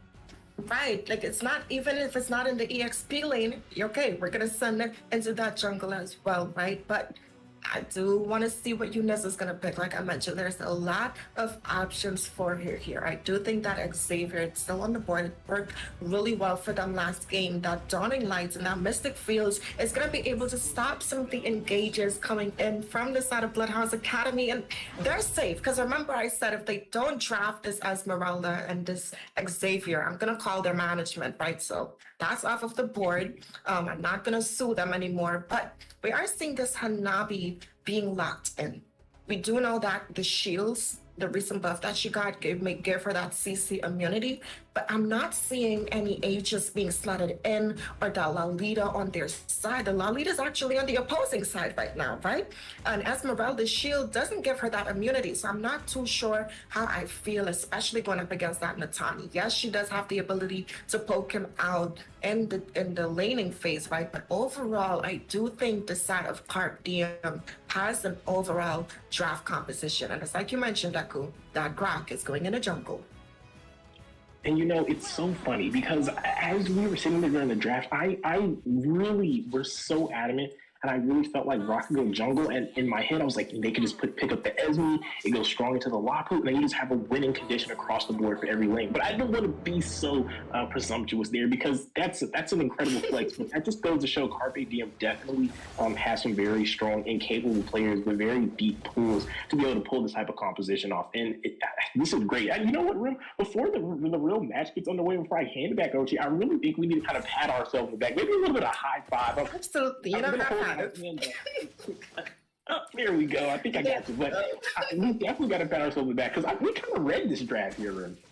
Absolutely right, and it's up for these teams to execute that. Looking at the path and coming in from this Grok, right? He's already at that level 2, and that's just going to allow him to get to that level 4 to gank up at this Lethal Wanderer. Speaking of ganks for the Lethal.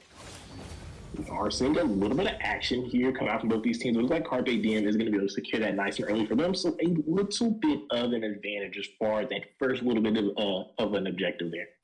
Absolutely. And speaking of objectives, right, I do think with the route this Grok took, he's going to have his level 4 once he secures that top side jungle. We already seeing that presence from King Julian on this Lolita in that top side, right? I do think they're going to have the upper edge in terms of getting a secure gank on the Tanabe there. Even though she has that CC immunity while that shield is up, they have the initial damage in the early game to kind of burst that down and set up for an engage, right? We already see the rotations coming in as Esmeralda being able to get that upper advantage in terms of clearing that lane. She's in the mid lane right now, gonna help Eunice farm up that lane, right? Looking at what Bloodhouse Academy has going for them, they have a lot of utility and sustainability for their side, so they're gonna have to target these lockdowns and look for a successful pickoff here, right? But we are seeing a little bit of some damage being dealt here in this mid lane by these two roamers. Absolutely, and with this turtle spawning in, right, we can definitely expect to maybe see a little bit of contest, a little bit of action from both these teams. But Rip, like we were talking about from the draft composition, with Carpe Diem, with the amount of flex that they use and finding some of these counter options, I think they just have an overwhelming presence for these neutrals. But there goes the commit from Will, and he's actually going to steal with the Raging Slash and a big Numian Blast coming out from Lolita. Dawn Light coming down, Carpe Diem maybe looking to trade this out for fights, but no, Tonka is going to be pinned up against the wall by the heavy spin. Is Will going to find Esmeralda? He's going to fall with Tonka. A 2-for-none trade and a turtle going to the hands of Bloodhounds Academy, and they're here to play and even up this series run. Now, I'm actually not sure how Carp lost out on that fight, right? Looking at what they had going for them, this Pharmacy did not have enough mana to pop that Cold Altar ultimate, right? So they kind of did have the advantage. But like we said, Carpe Diem is more of a poke composition, right? They have heroes that scale into this late game. So that's what they're going to have to bank on, right? They have the setups coming in from Grok with the wild charges, as well as Lolita with some potential follow-ups. First, that's herself with that Luminum Blast, right? But they do have Eunice there on this for Ramis. And like I said, they did go ahead and secure a pickoff there on this Esmeralda. So the side of Bloodhouse Academy is heavy in terms of the aggression right now. But I can't cancel out Carpe Diem just yet, Daku. They are going for a little bit of a play on Blaze. He goes for the flicker. He's going to go ahead and make the wild charge, go for the air ball. And you know what, Rim? I think you made a great point there. You were talking about how what just happened from King Julian. 2 big air balls from the ultimates from King Julian and Tonka, a wild charge, a Numian Blast, completely missing the mark. But speaking of missing the mark, let's get a little bit more on topic here. Like I said, you pointed out about how Bloodhounds Academy, maybe a little strange how they were able to win, and that the side of Carpe Diem had that poke. And it was a really good point, because while we do agree Carpe Diem has kind of like the matching counterparts and really kind of an upper hand at draft, they are scaling for that late game. And that's really what they need to play for. I think they're going a little too early in for those fights. But speaking of fights, Tonka trying to catch out Vic here on the retreat. There goes a Cult Orb to try to help him sustain. Blaze doesn't even find the kill on Tonka, who does not have that sustainability. Looking so he's on the nade and trying to trade it out. Finds one. Now looking for the 1v1 on Hanabi. He's going to pick up the double kill. Is Harmony going to take out Julian? Bloodhounds Academy still walking away with the advantage, but Carpe Diem coming alive a little bit here, Rim.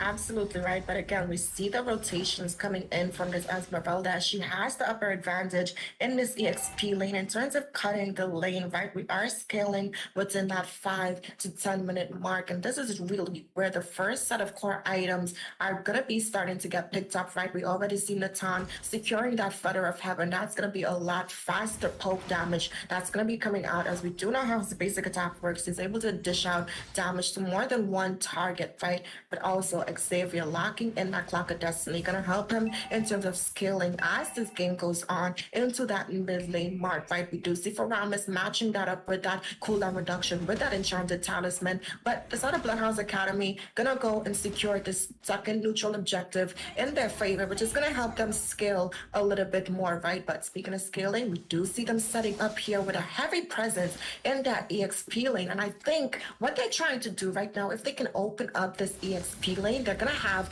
the upper edge in terms of aggression here. But speaking of aggression, Eunice almost getting caught off guard, right? And once this Lapu Lapu is able to start rotating, he's gonna be able to apply way more pressure to that back line. And they did go ahead and open up the map with Carpe Diem getting the trade on the top side as they were able to secure that tower. But I do find it a little strange there. I feel like they could have maybe defended that tower. We saw the marksman and XP both up in the same lane. I feel like they could have got that tower down without having one or the other. And then, having Xavier, whoever's going to play the bot side, hold the other tower. Maybe be able to just, take the advantage for the 1-0 tower trade. But with that being said, though, like you said, it is an even trade. Maybe it could have been played a little bit better. But a 1-for-1 is never bad. As Esmeralda looking to put some pressure up on the top side. Like Bloodhouse Academy, I'm scared for her. Deku, I'm scared for her. And you know what? I'm pretty sure she's having the same feelings. And this is one of those moments where you're probably wondering how I ended up in this situation, as they are going to go ahead and find the collapse. And Exio on the Hanabi 1-1 as we cross into that right underneath that 7-minute mark. Will trying to go for the 1v2 right now on this Lapu. Going to be forced to flicker. He already had to use his ultimate, able to dodge from the concealed play. Julian trying to close the gap to find the stun. There he goes.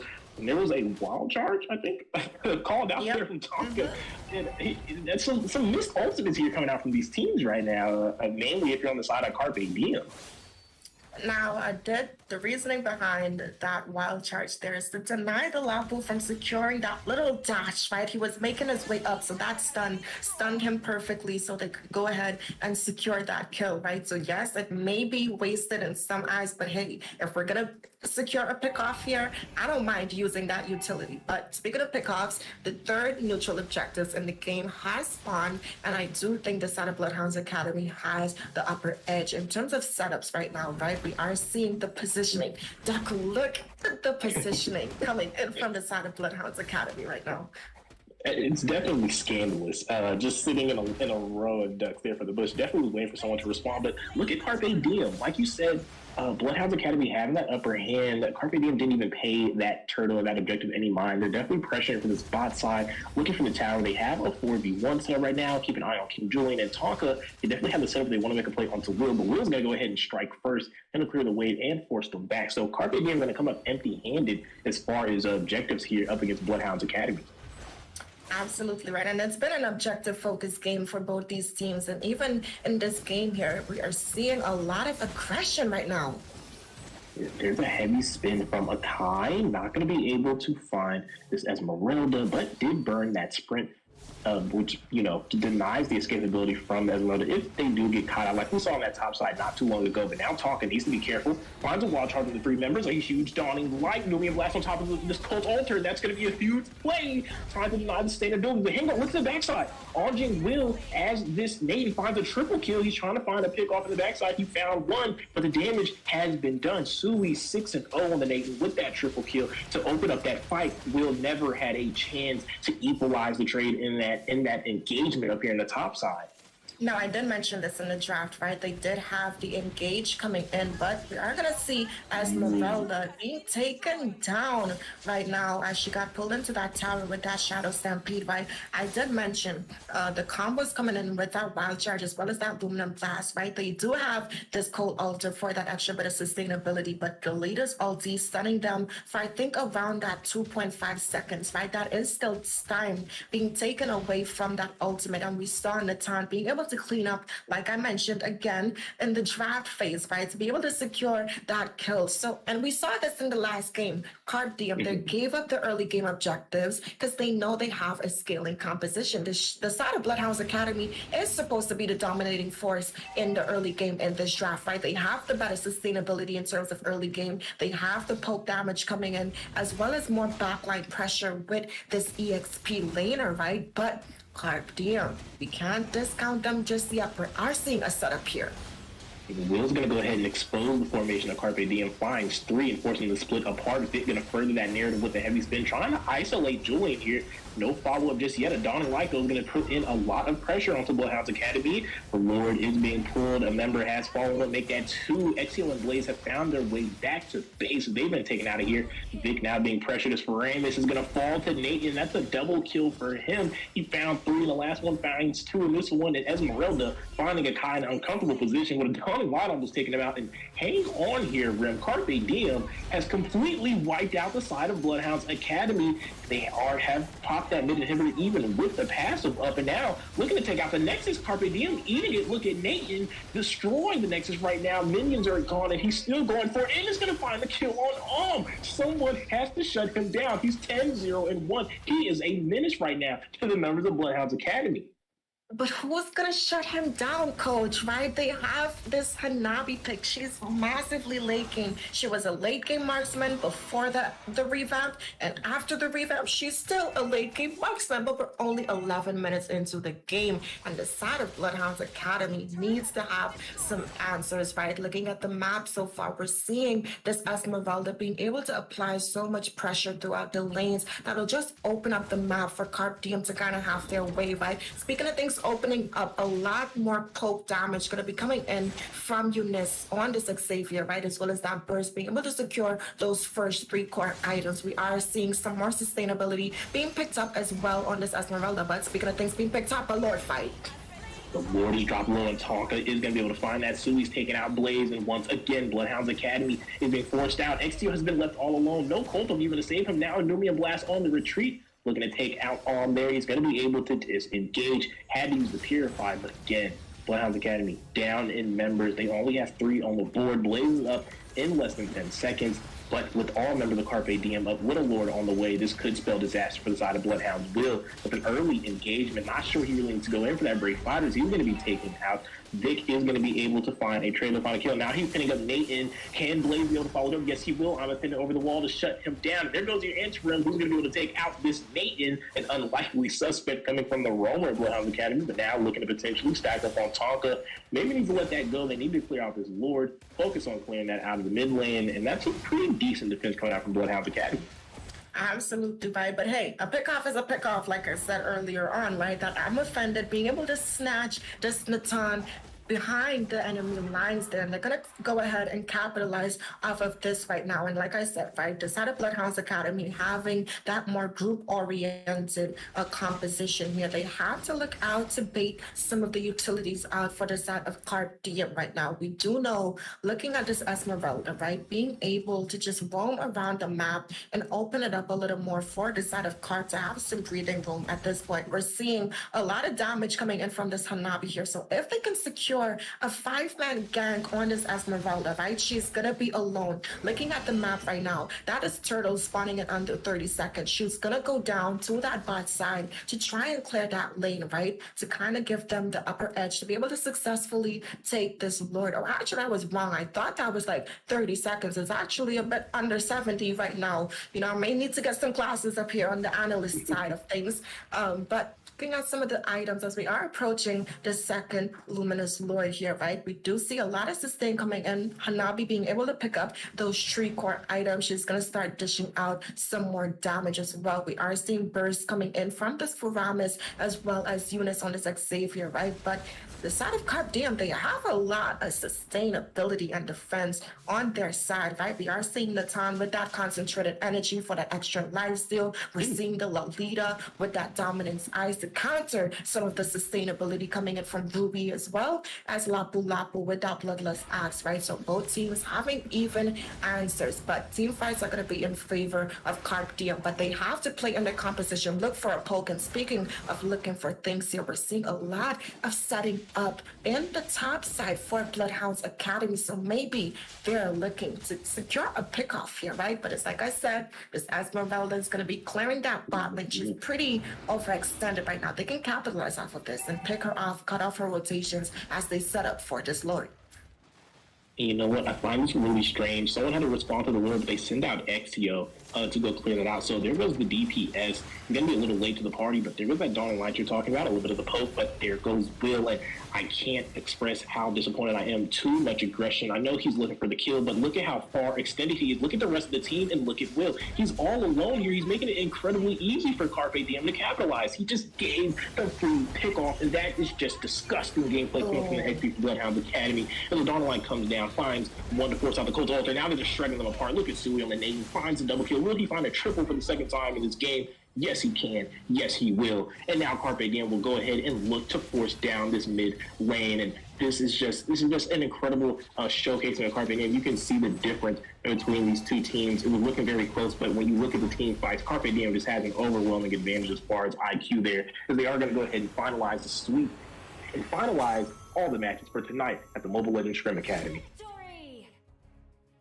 I mean, I said it, right? They were going to give up the early game objectives here, and they played into the composition yet again, securing that late game finish, right? And one of the downsides that I don't like this for Rama's for, right? Because your team gets wiped out, coach, and then because of your passive, you spawn back in while you have to go against the full defense, the full offense coming in from the enemy team, right? So it's kind of a double-edged sword, if you will. But speaking of things that's clear as day here, we are seeing some of these items being picked up for the side of Carpe Diem that kind of help them power through this game, right? Looking at Natan being full build and one of the only members in this game to secure that full build, right? They let him scale into that late game. There wasn't no answers for him as he only had one death in that game. And that's because the only answer to pressure that backline was too overextended. There was not enough synergy, right? They had that group up composition, but if you're out of your group, you're kind of like just a headless chicken in a bad place, right? So definitely something that they need to work on here. Looking at some of the statistics coming in again, I'm expecting to see a lot of teamfight participation coming in across the board, right? I'm looking at Carpe Diem here. I'm super flabbergasted to see this heavy of a teamfight participation coming in from your ADC, right? And that's because if you look at the reason why he was there for so much of these team fights, look at his tower damage. That is 75% tower damage coming in from him, as well as 46% overall team damage, right? And again, I have to give out credit to Eunice as well as King Julian on this La Leader, right? We saw the combinations coming in with the Dawning Lights, being able to dish out some more damage to Mystics Fields, to be able to stop some of the engage that's coming in from the side of Bloodhounds Academy, making it a little bit harder for them to fully commit to these team fights, right? But speaking of team fights, Tom Club playing a very important role himself with those wild charges, right? And as like I mentioned, they had the answer for the sustainability with the Cold Altars coming in. While that does give you that extra sustainability for around 5 seconds, that is a wild charge that stuns you for about 2 seconds, and then you have the Luminum Blast that counters that again for an additional 2 seconds, and then Natan coming in to do some finishing burst damage, as well as follow it up by Eunice there on his Xavier. So beautiful draft execution, and power to Carpe Diem for playing this draft into their composition right now and playing it beautifully. Hey, I just gotta ask one question. Hey, Rim, what time is it? Weezy, you put me on the spot the last time you asked me this question. It's Sawi time. Did you see that, Natan? He had 18 out of 21 of the kills for Carpe Diem. Talk about an insane game nonetheless. And that was impressive, right? They picked the Lolita up, and I think the reason for that was to not allow the Lolita to go against him. And that was literally the only direct counter that can stop the Natan outside of the Assassin. And the man was on fire. Nothing to be able to shut him down as he dominated and prevailed. And that was Sawi's game, and definitely a good one indeed. And nonetheless, shout out to Bloodhounds Academy led by Xshield. I definitely know he's going to add some more notes to his coach's book as he moves forward inside of the MLSA Season 2. And ladies and gentlemen, that is going to close out all 3 series of the day. A little bit of a blast from the past. Series 1 was League Villains up against Nephilim. 2-0. League Villains able to take the sweep for their debut in the MLSA. And then Series 2 was Team Chubby from the Wild Wild West, shutting down Prime Esports 2-0 for another sweep. And then, history repeating itself, you are going to see Carpe Diem win against Bloodhounds Academy 2-0 for the final sweep of the day. All live on the Mobile Legends Scrim Academy YouTube channel. And we appreciate you guys tuning in across the land of Dawn, and make sure you guys register on the MLSA Discord server now so you can be up to date with ongoing events. We have so much in store for 2023. And also, special shout out to everybody on the desk who did cast today. Thank you so much for providing this perfect picture for everybody to be able to enjoy. We had Gosu UA in the building for some of the analysts. We also had El Manny. We had Master Rim and Coach Deku, and then also myself. And it's been a pleasure from all of us